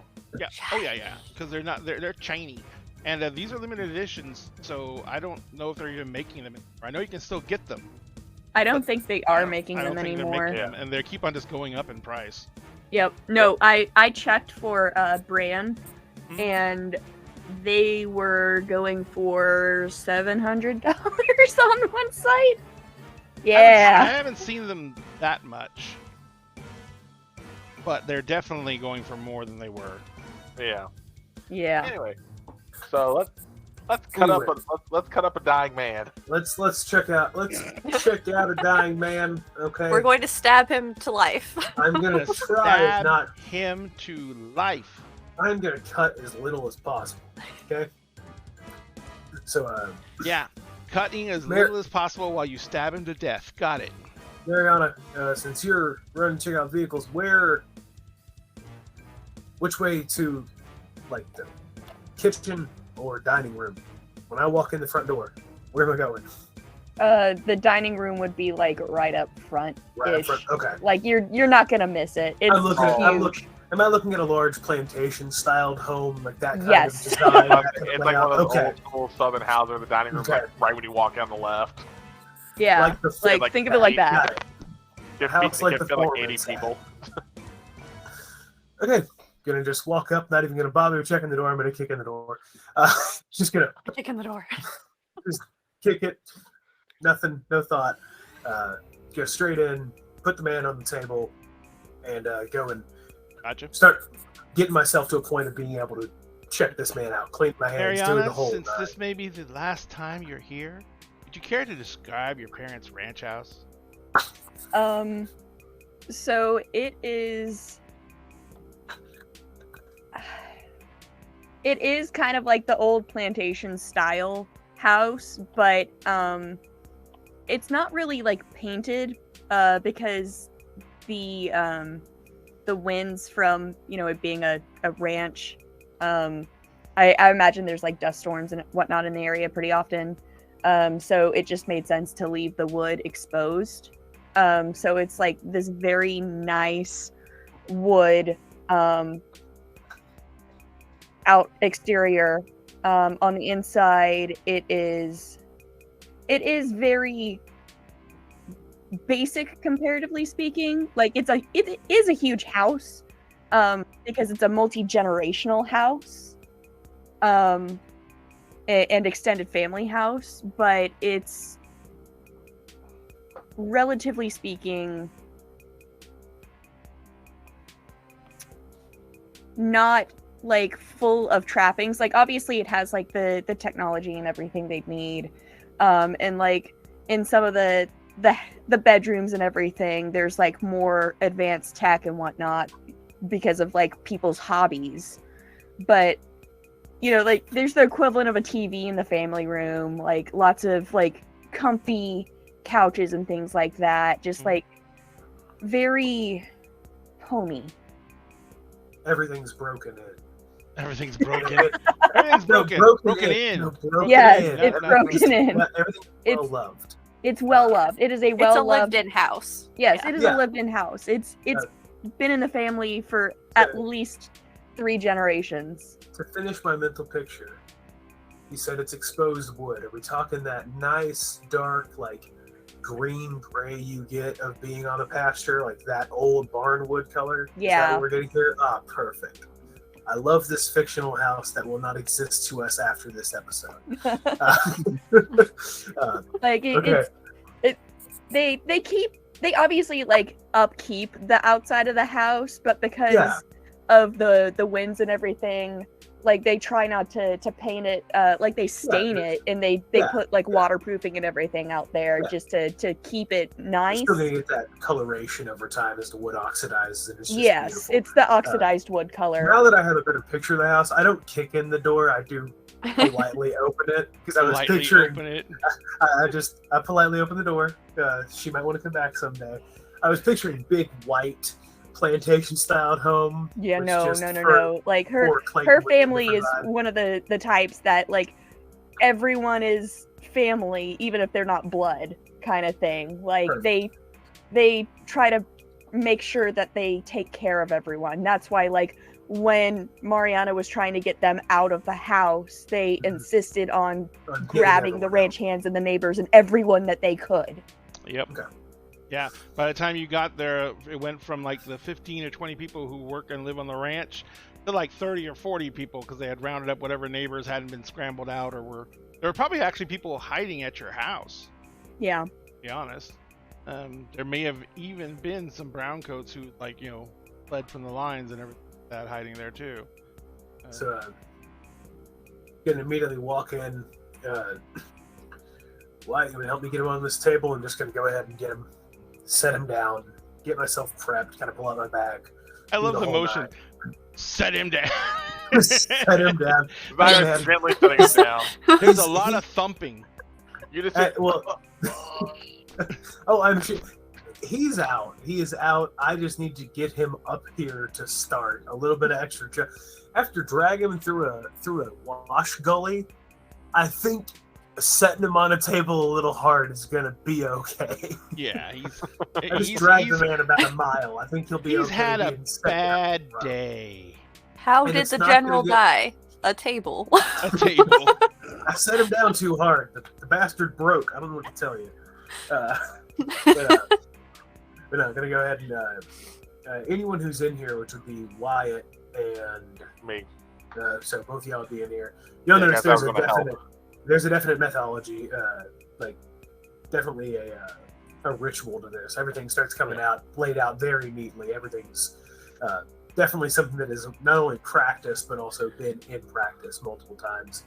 And I want to start by trying to check him out, see what the extent of this injury is.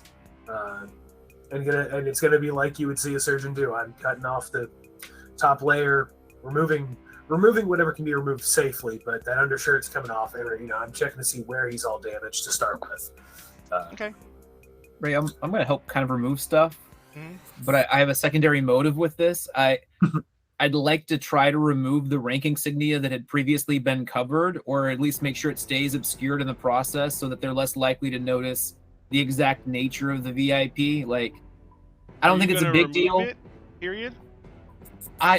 If I can just hide it, like, so that it stays obscured while we're removing clothing, that's cool too. Like, I'm trying to, like, not just make it obvious who this guy is at the moment. I still don't know them very well. Like, they've helped so far, but I mean, one of the people in here. You don't want us to like flip on y'all going like, wait, this is a general. He's our ticket out there. We'll turn him over. You want to make sure that we avoid that. Yeah, I mean, Respect. Yeah. No, that's completely fair. Yeah. Would we use the general as a bargaining chip? Absolutely. Let's not look into that too far. Trying to say, would not. Am I willing to we'll put some say bullets in what would used to be not. some people's heads if they tried to do it? Probably. I was gonna say, you'd be the only one doing it.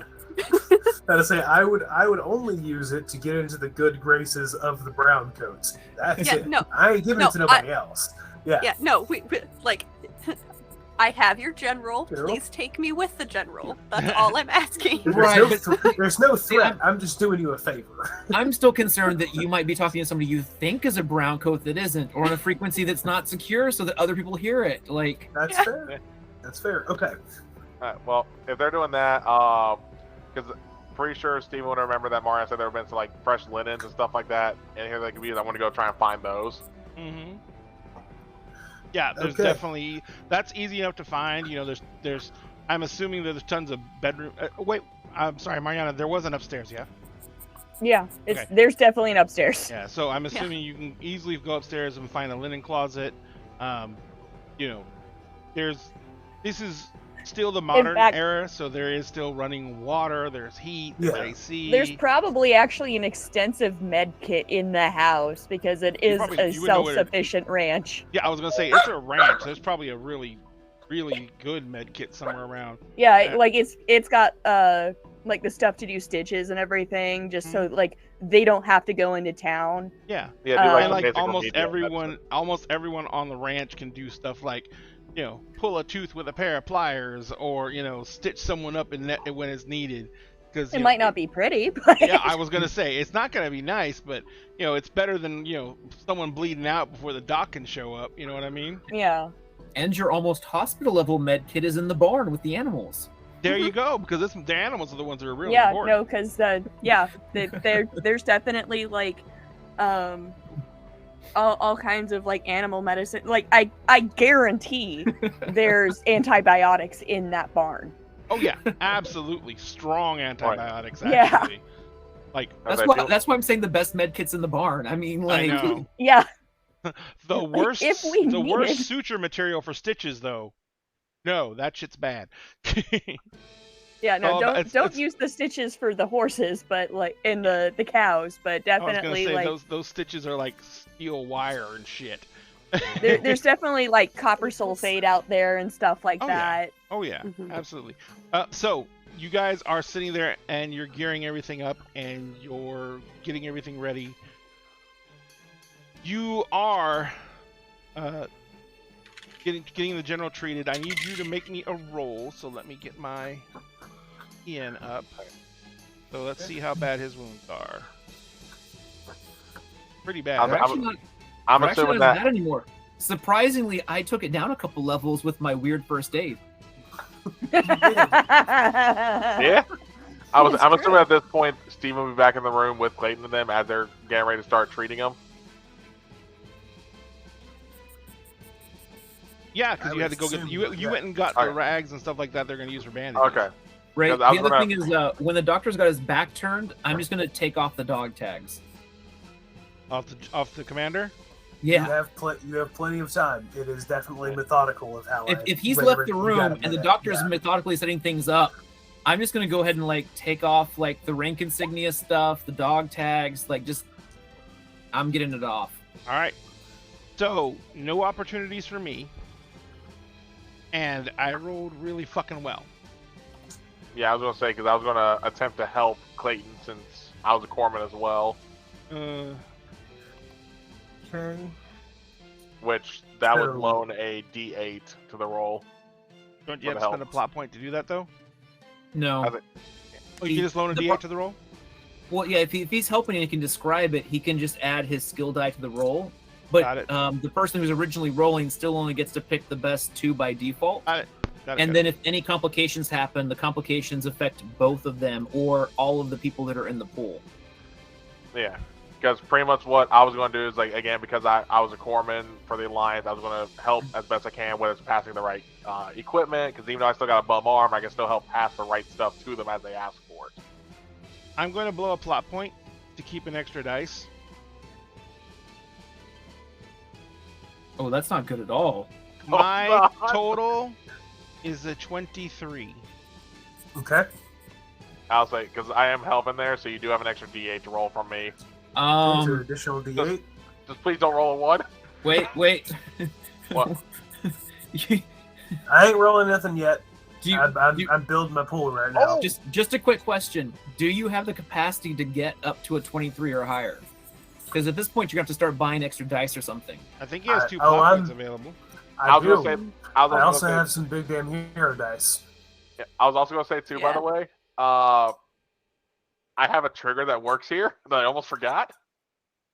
You can only use a trigger if you're the one doing the. He's Well, no, because this one's specifically for when you're helping someone. Oh, cool. Yep. When helping a crew member, spend a plot point to step up the die you lend. So because I have 5 plot points right now, I'm going to spend 1, turn that D8 to a D10. Yeah. That works. I Okay. almost forgot about that. So I'm currently at my mental is a D8. I have a D10 from him. I have a D10 from. Am I doing this as operate or treat? It's treat. Treat? Treat. The D10 either way.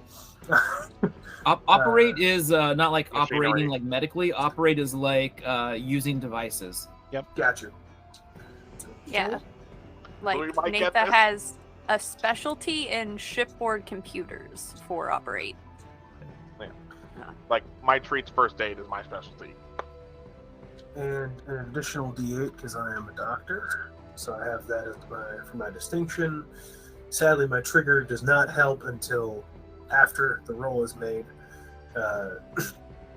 But I do have 2 big damn hero dice. Remind us all, Ray, how does the big damn hero dice work? Or Jonathan. All you have to whichever do, one's you use the big damn hero dice. You have to wait until after you roll, and you Mhm. spend a plot point. You roll the big damn hero dice.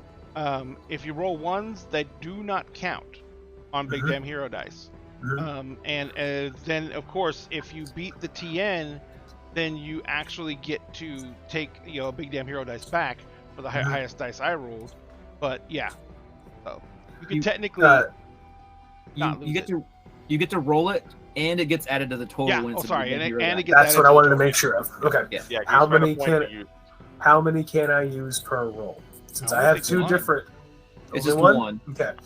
But you can use as many plot points as you want to add extra dice to the final total when you get to that part of it. I would like to use a plot point. And what is my limitation on what kind of dice I can use? It's the big damn hero dice that you have pulled up. Okay, so I can- either the 8 or the 10. You Well, choose. outside of that, There's no limit on the number of dice you put in your pool. You can only Yeah, ever keep yeah. 2 dice, yeah, except with the big damn hero dice. that or can be if added you on. spend plot points to keep some of the other dice you brought into the. Okay. Yeah. So currently I am at, I just want to make sure I got everything here. D10 for this. Oh, we got a sweet tea special. Oh, Mhm. Oh, Yep. What's that? Posture Hydrate. check and Posture check. hydrate. Hydrate, And posture, and stretch. stretch. I apologize if y'all heard that. I think when do those pop up anyway? Everything. You dropping the F-bomb or your Rice back Krispies. popping? No, not my back popping. That was that sound was the lovely sound of me yanking my mic off of its stand and into where I'm rolling dice. Ah. Mm. It's great. It sounded wonderful on my end. I didn't hear anything. Yep. Didn't hear a thing. Y'all are all lucky. Everyone in the stream would have been very upset. Dun dun dun. Dun, dun, dun. I was like, your mic was just trying to help blow on the dice. They were trying to help you. Thank you, Mike. So 2d10s, a d8, and so I have a d10 from you. Yep. A d8 from a total d8 for that and d10. So currently I'm at this. Okay, let's see if this will do it. You said it's a total of 23 is what I have to hit. Mhm. I can do that. I can physically do that with my roll. I will have to buy a die, but I can do It's that. possible. Well, remember, roll the big damn hero dice separately because Yeah, you of want course. Yeah. If you spend it, yeah. Yeah. I can't, but I want to triple check here. I can use a plot point to buy one of my dice and keep it in the Yeah. pool, right? Yes. Okay. Let's say you have let's say or you have more. 4d8. You can Or spend more, a plot you can- point to keep. Yeah. You can buy as many Okay. plot point, many dice to keep as you have plot points. as long as the number on the dice is greater than a 1. You can never buy your ones. Never can buy ones. Except for Ray, he can buy your ones. Yeah, but that's a bit different. Your life is so rough. Oh, is the puppy sad? I think which one was that, moose or mouse? I mean, Yeah. Are you scared to roll, Corey?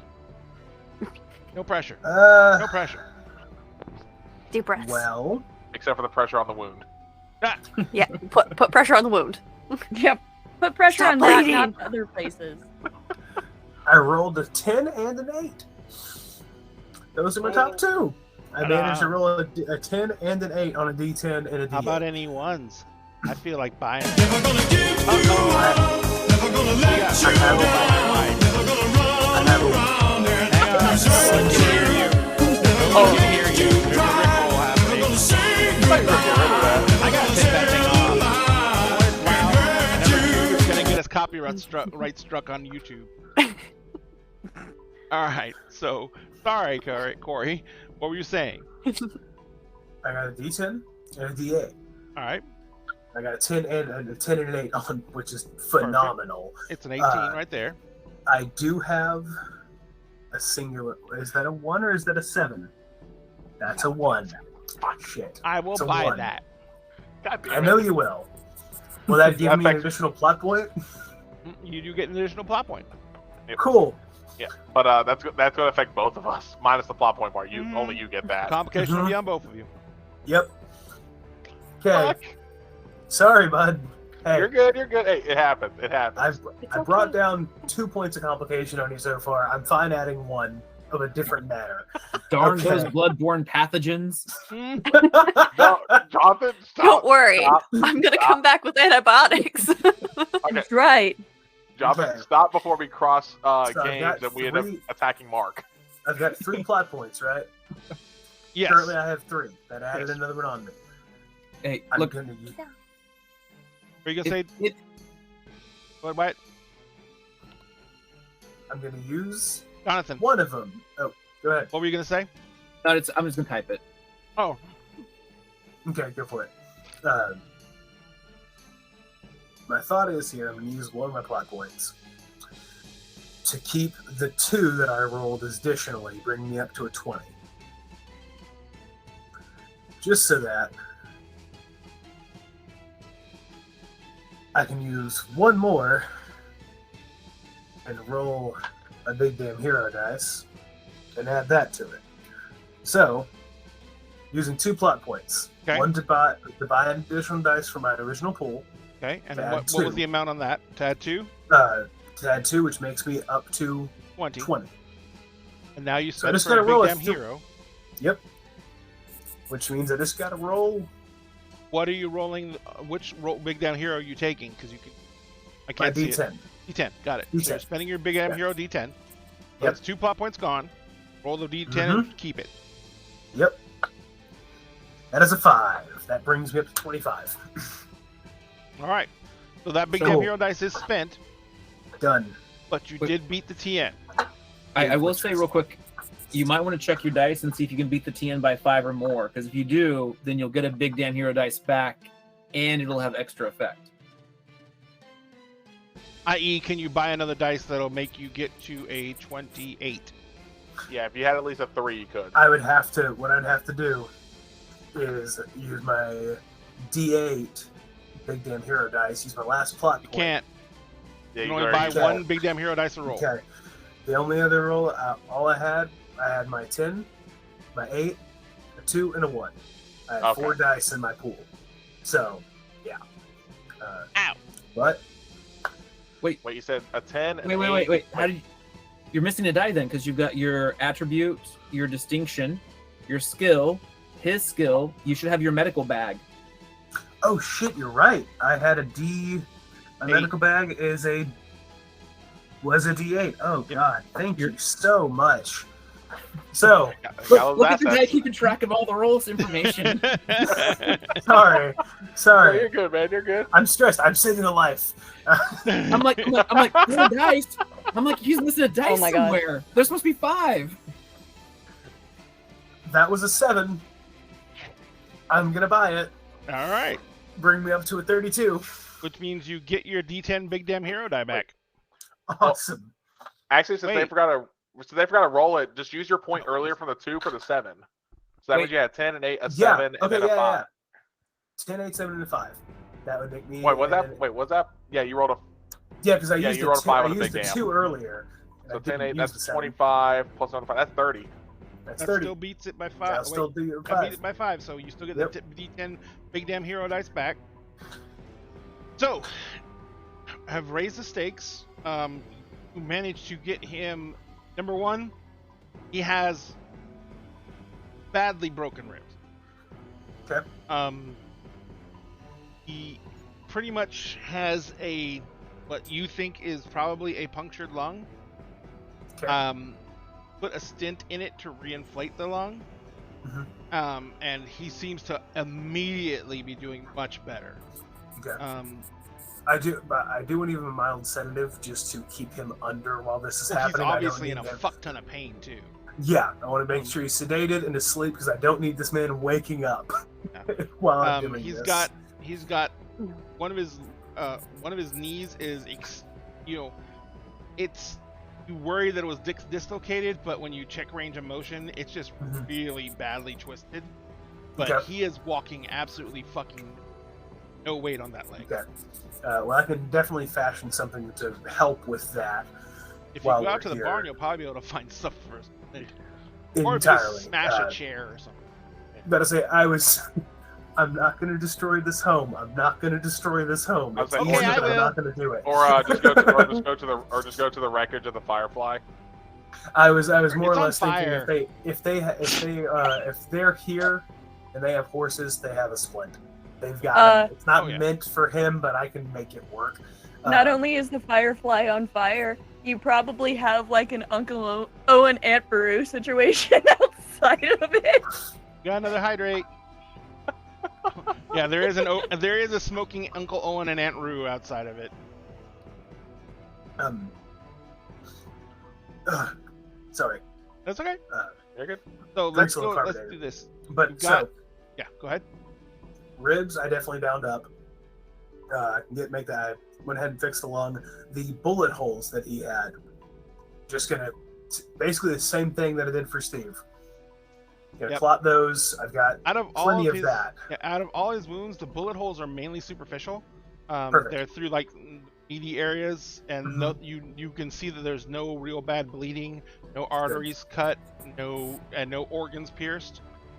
They're just Just gonna that be punctured lung. That was yeah, my primary that was problem. that was the bad Yeah. part because that's why he was not doing well and he wasn't regaining consciousness. Oh, He was and like I getting make sure 1/4 the oxygen. I also make sure to clear those lungs of fluid, do the whole 9. Well, that's Clayton why you knows put what he's doing. that's why you put the stint in Yeah. because it drains the fluid Yeah. out and then it lets the air pressure, Yeah. it lets the lung reinflate. Perfect. I was like, what's the complication from the 1? complication Yeah, because from the 1. trying to be honest here. Yeah, Mhm. no. I got you. I already was going to do it. The complication from the 1 comes from the.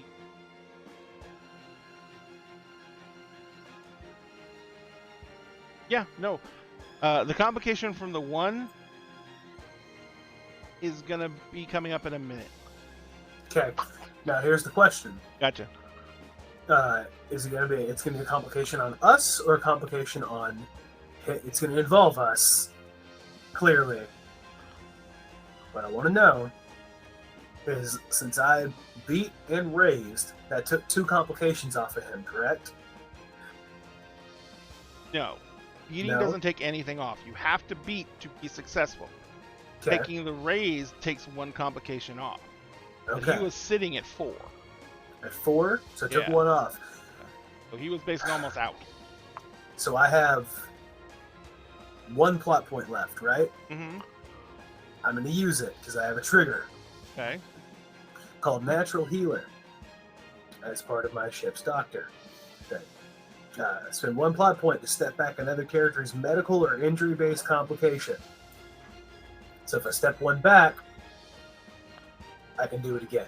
Got it. So you step Effectively. 2 back. So Step he 2 is back, doing bring him much much better because he's better. only got 2 Yep. complications now. And those Yeah, but they're complications at are all the a- same thing. I was in a crash. Yeah. So, here we go. All right. So I stepped him back 2. That was the goal. real quick, Nath, Yeah. you said you're going out to the barn to check out everything out there, right? Mm-hmm. And see if you Yeah. can find any more medical supplies and stuff like that. So Yeah, you go out Nath to is the gonna go look for the tracking equipment so she can hook it up to the Alliance tracker that I'm pretty sure that Clayton gave her Mhm. before she went. Yep, that's enough. And then she's, it's medical supplies and then starting on getting the plan going. So you go running out. You run out to the first barn, throw open the doors. You can see that you quickly discern that this barn is pretty much an equipment barn. There's tools, implements for the robotic farming equipment that's out there, and it's really dark in here. So you finally find the light switch and hit the light switch. Now this is a Yeah. big barn. It's like all these barns are big. They're almost the size of like airplane hangars. When you hit the switch, you see Yeah. that there is a ship, and the ship has ribbons and bows all over it, and it's spray painted on it in multicolored spray paint on the front of it. It says congratulations, Mariana.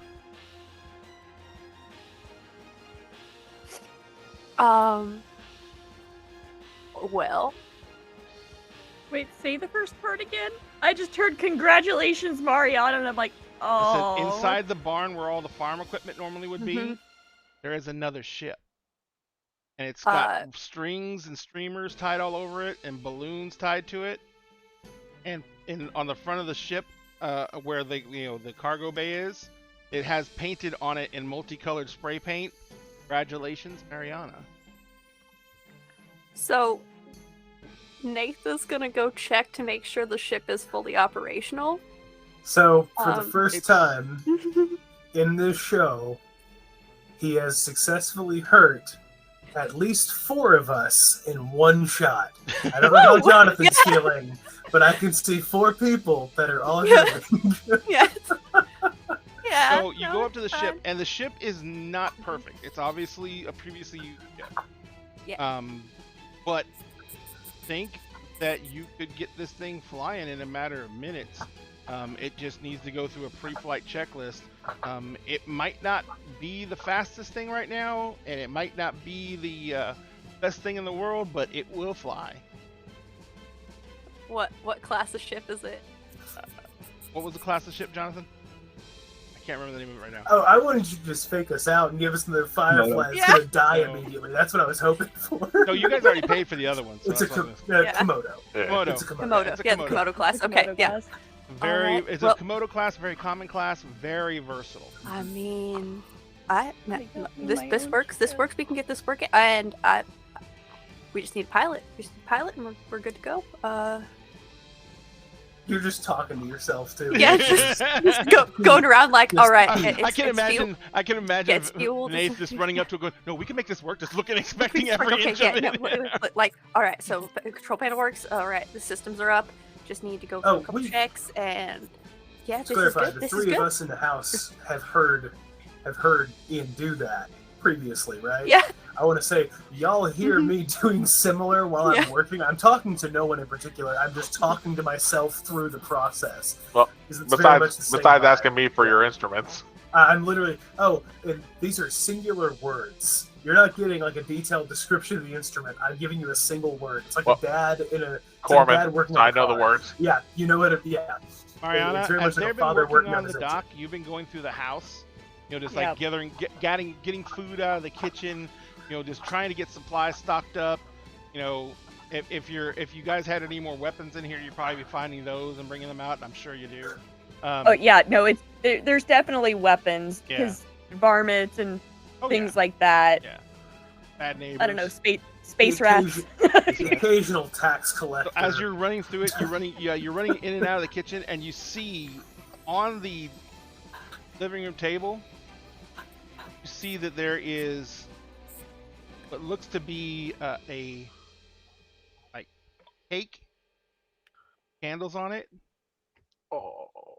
and the top of the cake is decorated, and it has a picture of the ship like in flight over the ranch, and it says, "Congratulations, Mariana. Follow your dream." I'm gonna actually cry. You can see like it has it doesn't have any candles on or anything like that, but there was like plates set out and there was like plastics set out and everything like that. You told them you were coming to get them off planet.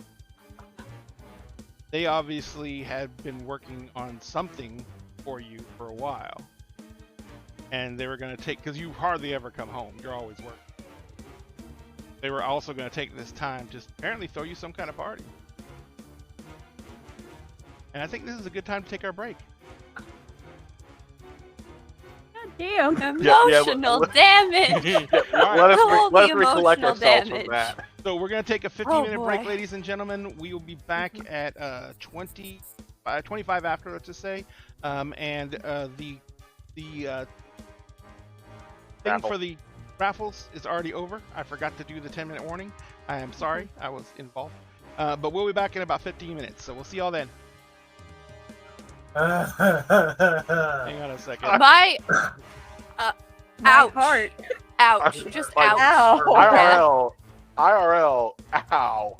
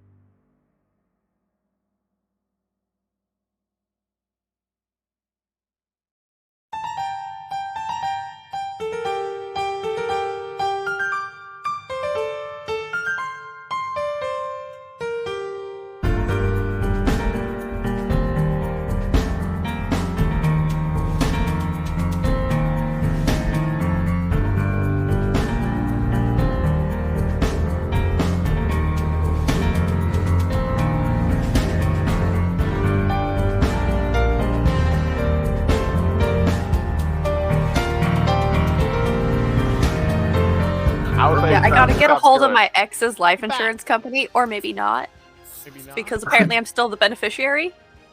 Oh, nice. They didn't fix that. That's not on you. Don't pray for an Yeah. accident. Yeah, everybody's We're- like, so if there's a mysterious death, is it still covered? I'm like, guys, stop. Shouldn't even think that. It's The like- insurance it's like- companies read your mind. It's like, it's like don't bring me that karma. Don't bring me that bad Don't bring me juju. Yeah. All right, so Oz. There- Hello. Nath is looking around, exploring the ship further, correct? Yeah. Nath is looking around the ship, and then looking for medical supplies because we are all very injured, Gotcha. in various You do ways. see- you do see that in this room there is because there's power to this. There's a lot more power to this barn than the others because of all the Mhm. equipment. And there is a refrigerator on one end and kind of like a little triage center for, like, I guess, prepping veterinary supplies. You go down to the fridge and you do see that there is there's horse tranquilizer. But there's also like antibiotics and everything like that on the shelves. Take the horse tranquilizer. I'm going to. That's money.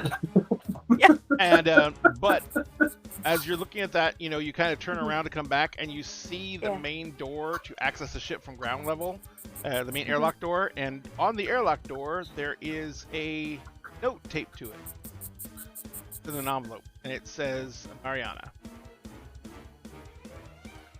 Nath is going to grab that envelope. She's not going to read it. It's not for her. But is going to go inside the ship. Pop the and airlock, cycle the airlock. Pop the airlock. Yep. Go through all the pre-check that she learned in training. And no, you don't get another biscuit. Lay down. And no, you don't get another biscuit. No. Yep. If- The ship does Actually, not one of get the other another horses, The ship one of doesn't the get another horses biscuit. has wandered over to Natha, to Ian. Yes, Ian. That's right. Nathan died. Nathan died. to Ian, Ian and is alive. is like nuzzling her. No, you don't Yeah. get another biscuit.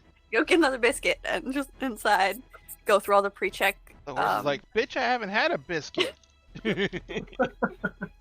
All right, so you head inside. That's not me problem. That's a you problem. You head inside. I'm The the talking ship, horse. relatively speaking, the ship is clean. It's obviously been around the block a few times. Got some. But for the most part, it seems. Yep. You run up really quick and inspect the engine. The engines look like they're serviceable. I won't say they're in good repair, but they're definitely serviceable. But even in the condition in something like this, this is all fortune. So it's pretty obvious that her parents were trying to set her up. Yeah. They're ready to grow the business. Yep. Well, Oh with no! her tool bag, she's gonna start making it so we can get off planet. Oh, the battle began in May of that year, and my birthday is in May. This was her birthday present.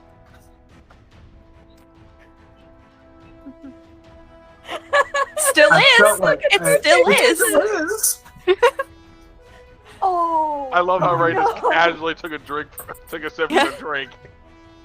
And now I'm going to eat a jelly bean because I deserve it. Oh no! We cause trauma, so we get Emotional snacks. damage. Yeah, That so jelly Nicholas gonna bean start. was Mariana's happiness. Actually, Mariana. wait, Sorry, hold on. Mariana's happiness. Was it a yellow jello bean or jelly bean? No, it was white. Damn, I was gonna say you can pull Pixar's Inside Out. Say it's her joy. White, like the ashes of her previous life. Oh, Oh,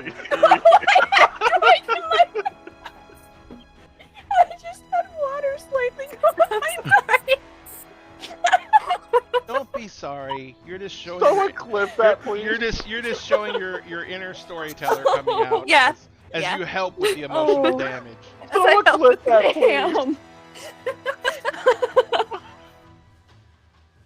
And of course, as Ian is tearing through the ship, I'm just sweat, scalpel. Just fucking- the cuts here are very different. There's there's amazement and beauty, and then just blood. This is Just blood. And we pan Blood. into the dining room with Mariana just sobbing. Crying over Crying crying over over the the- cake. But Nathan's gonna start working on the engine.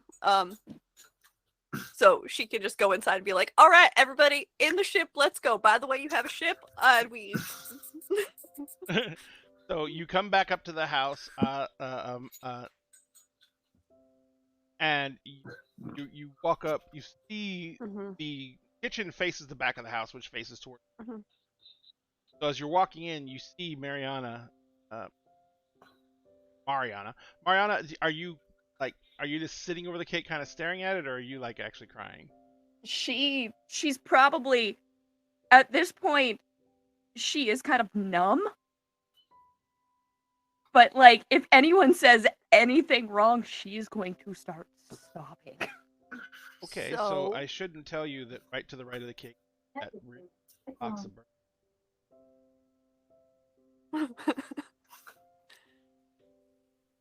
I think Mariana? she's actually fondling the birthday candles, like turning them over.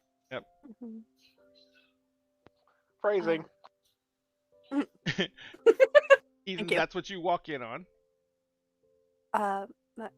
Mariana.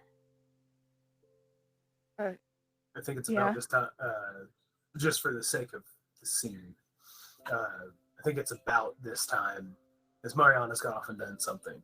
You've been spending your time. It's been probably about an hour or so of me making sure everything's good.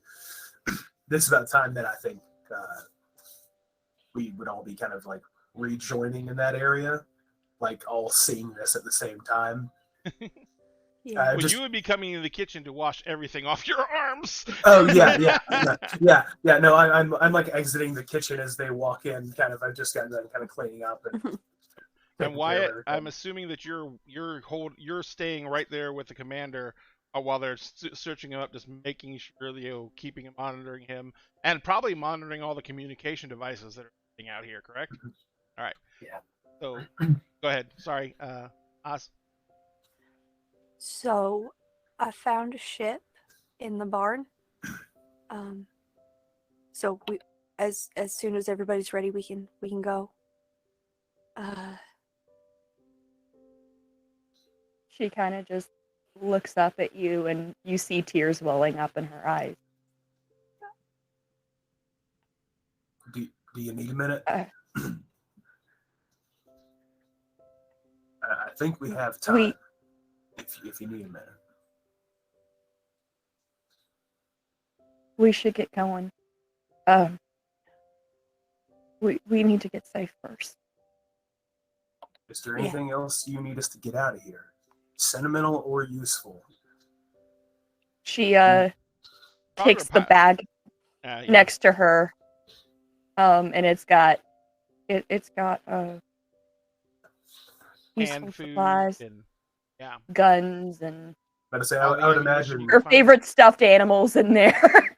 I would imagine in a house like this with the kind of people on the property, there's probably bulk level shit here, right? Oh yeah, feeding definitely. all those people, it's a lot of stuff. Yeah. Like especially since like they have a merchant business. Yeah. Like you between definitely the merchant supplies and the fact that it is a ranch that has a lot of people, probably like 50 plus people on it at any given point in time. Probably like burn there's 5,000 calories a day because of the work. Mhm. Yeah. Yeah. Like there's definitely like wholesale levels of I was gonna say you'd never food. seen this many giant cans of beans before. I think there's probably some I mother's have milk in not. it somewhere. I am not. Actually, I wouldn't doubt it. Actually, you would doubt it. Mother's milk is only on that Oh, planet man. because it's disgusting. That's fair. No, her family's fond of scotch and whiskey. So I'm guessing like boxes, crate. You've collected a number of things. You've only gotten in here a moment ago. This has all been happening. Boom, boom, right now. Okay. And she was So so you kind of- busy she didn't notice the cake until just now. Yeah. Well, the VIP, as we're calling him, he's stabilized. He's actually good. I know he's good to travel now, right? We can Yeah, safely he get can't him. Okay. walk, so Yeah, we're gonna have Yeah. to carry him. I do you did have any, find some antibiotics in the barn, as well as some med supplies. There's also like a little med bay in the Komodo. So I Okay, would assume will, there's probably actually like a legit stretcher somewhere in the house. I was gonna say. I'm assuming you have a stretcher with this many people, the amount of food, the house. I'm assuming you have a lot of people here. You have a stretcher. Yep. Yeah, and she like kind of shakily stands up in like that You can that just deadpan stare You can just point me of to it. pain. You can point me to it. You don't have to go nowhere just yet. She Just tell me where it's at. she points to the storage closet that's like just inside the door. And then sits back down. I give him a once over with the help of Wyatt and Steve. We get him on there, strapped in, make sure he's good to roll across. And when I say stretcher, I'm assuming we're talking like EMT style stretcher. If you're going to get someone across, it's definitely like an EMT style stretcher. Yeah, it takes two people to carry it, type thing. Yeah. Get him on there. The backboard style, I would think. Yeah, making sure he is stable and neck not moving, all that shit. Yeah. Get that. I grab as many bags as I can throw on me. Yep. Bags and boxes are being taken out. Yep. Yeah, Nathan probably does takes a ask couple trips. Yeah. if there's any spare clothes that she could that I can have. I just I looked down at me, actively covered in blood. Like, how tall? If I remember right, like 5'5". Let me look at my. Okay, then Mariana stands up and like takes Nathan to her bedroom. Yeah, so I think Steven will probably need the same thing though. Steven's about the same height as Clayton. Unfortunately there's tons of clothes. Yeah. We just go up to your father's room where he told us to go, and Nathan Clayton picks out a white linen shirt. And, damn it, it's not at hand. I was going to do a costume change. Finds a little black vest and a black hat, and he puts it on. Yeah. As I'm looking through, would I possibly find a small pistol your father might have kept in his bedside drawer? Oh yeah, definitely. I bring it out. I was going to say, and it's probably not a small pistol. Yeah, no, it's a pistol. It's a pistol. I'm going to bring that out to you and ask you if you want it. Ask you if you need this. If it's important to you. You know, since for better or worse, we're probably together for a while. You can keep it safe for me. Gladly. I'll describe it. It is a revolver style, but in the Firefly style with a short snub barrel. I'm just going to throw that in my belt line for right now. Yeah. Thank you very much. It's an honor for you to let me hold on to this for you. Guys, it'd be a shame for this cake to go to waste. You want to eat it now or bring it with us? How about we have it once we're off planet? Yeah, we can take him. We can bring it on the ship. It's a good ship. I mean, we're probably gonna need to pick up some parts in the next few months, but it's good. She stands up and goes into the kitchen and gets her mom's like Tupperware style cake, travel cake. With the little handle on top and the thing. With the little handle I love on those top. things. Except because it's a future, it's Tupperware, but it automatically does little. Yeah, it vacuum locks into, seals. vacuum Yeah. sealed and locks into place with a metal latch. Instantly that cools, like it's got Yes, it's got like little Freon thing in the bottom of it, so it keeps the cake cold and the icing from melting. So you guys are rounding up the last of the stuff. You're getting ready to go Mhm. out. As you're getting on this stuff, Ethan, you find that there is a basically pallet jack type thing, this little loader that you can find to help you guys carry the stuff out.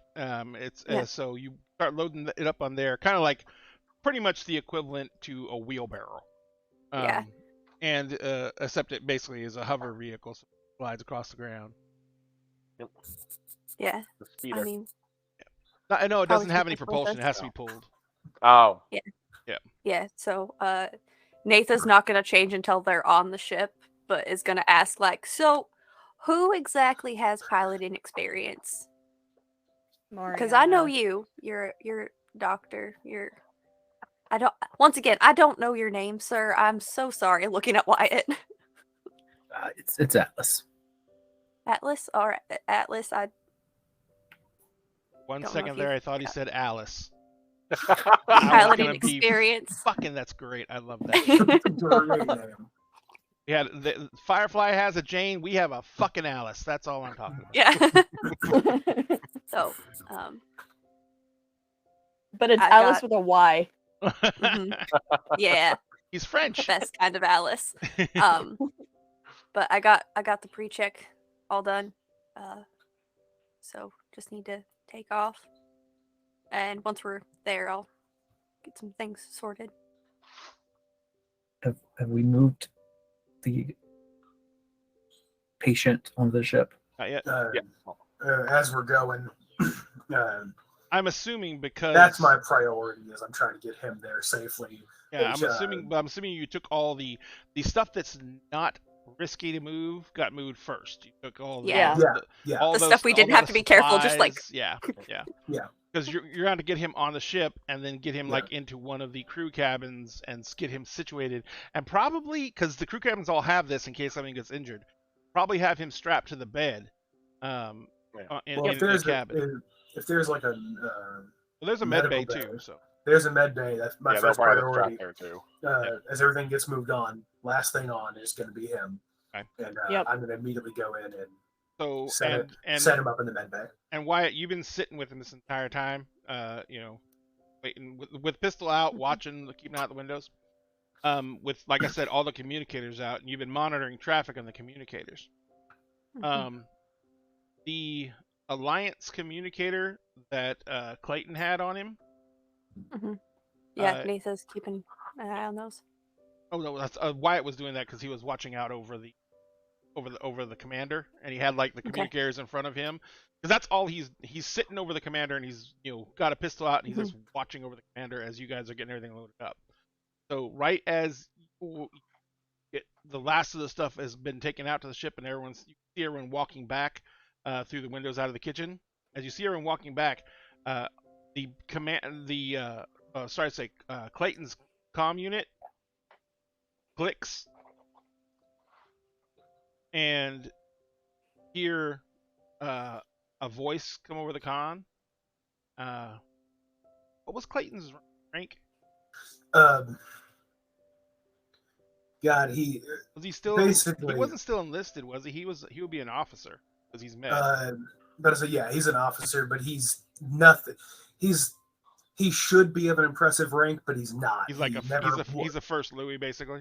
Basically so first he Louis, did what yeah. my great grandfather did in World War II, and every time he would get a promotion because he didn't want to be in charge of people, he would purposefully do something to get himself demoted again. More or less, there's my idea was that there was enough respect for what I did that when they offered, I just said no, and they accepted it. Got it. So what happens is Wyatt, you hear a voice come on, and it says, Lieutenant Clayton. Wouldn't be Clayton. Sorry, what was it be? Sorry, McCoy. No, wouldn't be McCoy. Oh yeah, what's your current name? Sorry. Shit, I don't have. Current name would be Jebediah Scott. Lieutenant Scott, command. Your communicator shows that you are well outside the battle zone. Report. Am I anywhere nearby to hear it? Oh, you're walking in from the ship. I'm walking in from the ship. You're not in. You're not even. You're coming in. You haven't even opened the door yet. Doing Wyatt. How good are you at faking voices? I'm gonna approach it and see if I can tell whether this is like a specific message to this communicator or it was sent out and we're just intercepting a message that was like across everything. No, the communicator actually chimed. Means this was sent directly to the communicator.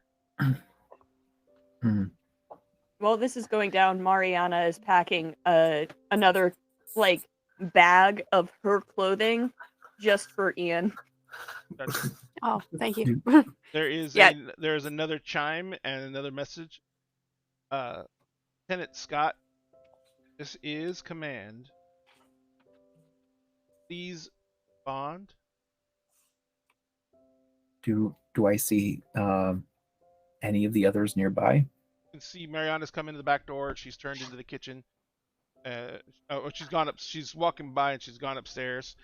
You can see that Clayton and Steven and Ethan are coming in the back door, and they're like, they just parked the sled beside the door, and they're coming in. I'm just gonna shout out, I need Lieutenant Scott now, or this is about to go south fast. You kind of see his eyes get wide and then narrow, realize the situation, and comes over immediately. Hand him the communicator. Command wants to check in, and they know where you are. They've got the GPS coordinates for here. Fuck me. Everyone to the ship now. Get him on the ship. Oh, I'm guessing that I would have just set him up. I just set the VIP up. This is our last trip out, right? He is the last trip out. He is. What I'm saying is, He's on the stretcher. He's on the stretcher. He's on the stretcher. Okay. Wyatt, or sorry, Atlas, because you haven't given us the name except for Atlas, correct? Yeah. Okay. Atlas. Atlas, do you trust that? I'm trusting y'all not to leave me. Y'all get him to the ship. Sound good? I've got this. Y'all just get to the ship. Give me 5 minutes. Miss Mariana. Yeah. How fast can you get out of here? Pretty fast. Pretty fast? Okay. Lieutenant Scott, checking in. Lieutenant Scott, command shows that you are over a quarter mile from your designated squad. Your sergeant has been out of communication for an hour. Your squad is listed as KIA, friendly fire. Please explain how you are not with your squad. Is everyone out of the house? I'm making sure it's long pause. Oh yeah, they're out of the house. They're all gone? Okay. Yeah. I'm going to stand by that window and make sure as soon as I see them get in there and I can see the ship like starting to move out, like I want to make sure I was clear. I want you to be ready to go with enough time for me to run, hit that airlock, and us get out. That's what I'm trying to do here. You want to pull a Qui-Gon? You want to pull a Qui-Gon Jinn from episode 1 minus the high jump? Yep. Because I'm good, not that good. So I'm assuming that when you guys get out to the ship, you guys are throwing open the barn doors, so you can so the ship can glide out of the barn. As you're running out to as you see them running out to the barn doors, on the comm you hear, Lieutenant Scott, we are dispatching search and rescue. Turn. Stay where you are. We will be there 5 by 5. Well, I was going to try to spin you a yarn and tell you that I had made it out by the skin of my teeth. But the reality is, I'm getting the fuck out of here. Next time you'll see me, there will be a reckoning. And I'll wait for you right here. I'm going to set the comms down, make sure that the mic is held so that they can't speak anymore. Have like a rubber band or some shit and strap around the mic. Got it. I'm going to walk over. I'm going to assume there's some kind of musical device somewhere in here. Something to play music, I would assume. Yeah. There's like I'm a radio. I'm going to assume with the aesthetic here, there's probably a record player. I'm going to grab something, throw it on, turn it on, so that's all they're hearing. And I'm going to move. I'm going to book my ass to that ship. Right as you hit the back door to the kitchen, the back door open, you hear and see a troop sled landing in front of the house. That was fast. They weren't waiting. They dispatched them on the first time. Cool. I'm still booking. All right. So you start hauling ass. It's about how far? Huh? It's about how far? 30 yards. Who's doing the pre-flight? Or no, the pre-flight's done. Who is piloting? Let's see. My drive. Wyatt, are you staying with the commander? I've been with him the whole time, so nobody's actually asked me to fly a ship yet. I know. Nathan was asking about. Well, Ian, sorry. Ian was asking if anybody could pilot. Mariana. While we were all together. Specifically sits down in the pilot seat. And she goes, "Is everyone ready?" Yeah, because Steven's probably sitting by the airlock, to help Clayton get in and then slam the door. If you see him coming, you can open it up. So. Yeah, well, what I was going to ask is, can I see, from where the ship is and where Steven is at the airlock, can he see the troop transport pulling up as well, or no? No, because the ship is still inside the hangar bay, still inside the barn. Okay. Oh, I didn't know if depending where the doors were, if it was just outside the peripherals or not. Nope. Okay, cool. Yeah, but Ethan just hits the comm switch is going, or not Ethan. Wow, I get my name wrong here. Steven hits the comm switch is going yeah, just waiting on the other guy to run up here. Right. So you're hauling ass across the way. And right about the time you say I'm waiting for the other guy, I think that's about the moment that I'm going, go, go, go, go, go, go, go, go, go, go, go. I need a piloting check from Mariana. Okay, and I've got a specialization in transports. Okay, so you're basically going to give me your mental? No, it's the ship's engines, which is a D8. Yeah. Then if she's got a distinction, she uses that, and then it's the fly skill, and she said she has a specialization, so that's a D6. And also, Corey, after you said that, the only thing I can imagine now is Indiana Jones with Indiana going Jack, start the fire. Okay. How many dice am I rolling? 4, I do believe. I'll say it should be a D8. D8 for the engine. What's your fly skill? The D8. A D8 there. The 6 for your specialization. And then if you have a distinction. If you have a distinction. Yeah, I don't know if you have a distinction. Yeah, and Nathan's in the engine room going over everything. No, you're gonna work. You're a beautiful ship. You have so much potential. All right, I'm trying to get those engines to run at peak performance for what they are right now. Just sweet talking it. Yeah, I'm gonna sweet talk the ship. It looks like this ship's probably been sitting here or been on mothballs for probably about a year. Mm-hmm. Yeah. Yeah, it's taking some coaxing to get everything up and running.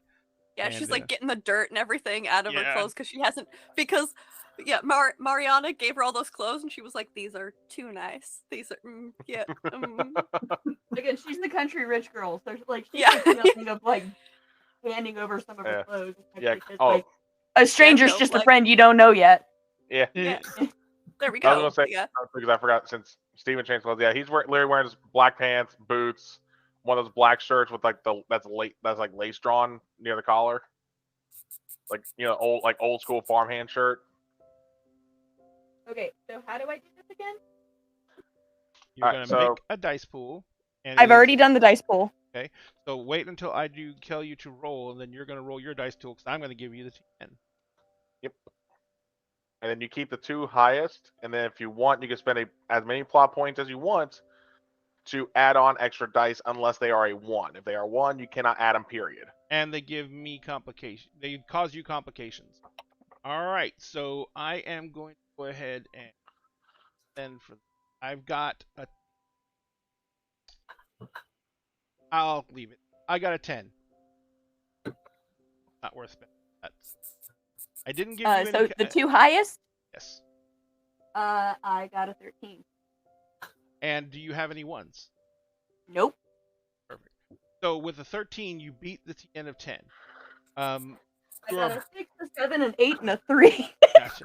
So you basically get the ship to moving, and you're getting it out of the barn, and you're keeping it from like banging into doorways, hitting this thing or anything like that. As you roll it out of the barn, you see last name. You see Clayton running pell-mell for the barn, the hangar, or the barn. As he's running pell-mell for the hangar, you see coming out the back door of the house, looks like a squad of troopers are coming right on his heels. Oh, Jesus Christ. Well, no, they're not right in his heels. They're coming out of but as they're coming out of the room, they're going to basically all snap their rifles up and take aim. And we are going. Oh. So Perfect. also, real quick though, Lissa, Mhm. you Huh. said you had a 6, a 7, an 8, and a 3. That's 15.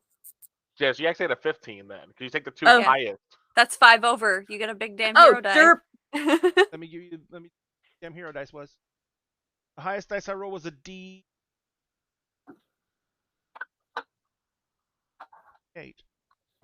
Haha. There we go. Which Perfect. also, Ray, you never did give us a complication for me and Oh, that's Corey. a complication. Was that they were coming? Oh, that was the Yep. They were complication. coming. Yeah. Yep. That was the complication. And it's not. It doesn't have to be related to the situation technically. It's True. related Oh, that's to true. you two. Yeah. Yeah. Yep. Except they think I'm dead. They don't know I'm there. So it doesn't matter. It was a Oh, I complication know. that was brought on by Corey's action, and it basically is affecting technically all of you. But it's yeah. going to end up if this goes badly, Corey's the one who's going to end up shot, and you're at the hatch, so you're the one who's got to run out and get him. Yep. I do have There a we go. question. What's up? How will that bulletproof vest assist the inner roll? It is considered to be a What'd you say, a D8 asset? it's an asset, yeah. How to say, was it a D8 or a D6? I think Just it's so a know. D6 because it's just a starting D6. asset. Okay. There we go. Okay. Oh. Good to Alright. know. All right. All And then right. before we forget, what are we naming this episode? Yes, that's a good thing to do. Yeah. We've been Yes. really bad about and that. and still are debating what the name of last week's episode was because some people said meat cute, some people said meat grinder. So I'm it's actually either meat grinder, MEET grinder, or meat Mhm. cute, MEAT. AT. Cute. Yeah, I'm gonna go with the Q one because that just seems better at this point. Meat All right. cute. Meat Yeah, I I'm cute. like cool with me that. cute. All right, go. Yeah. There we go.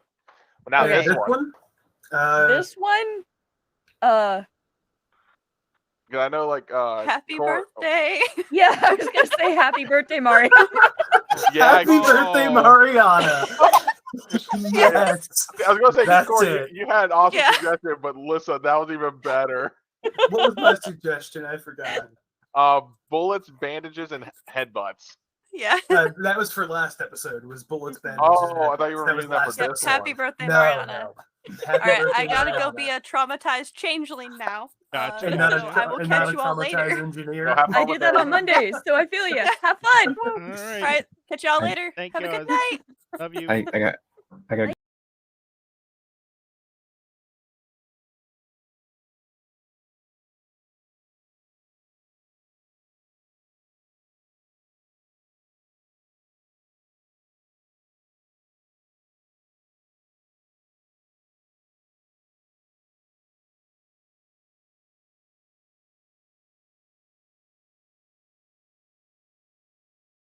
The stream just crashed.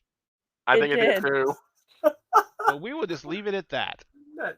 That's fun. At least it crashed when we were done. Yeah. Yeah. It crashed at the perfect Yeah. time. If there ever is a perfect time for a stream to crash, that was it. Oh yeah. But no, like damn, that episode. Best one yet.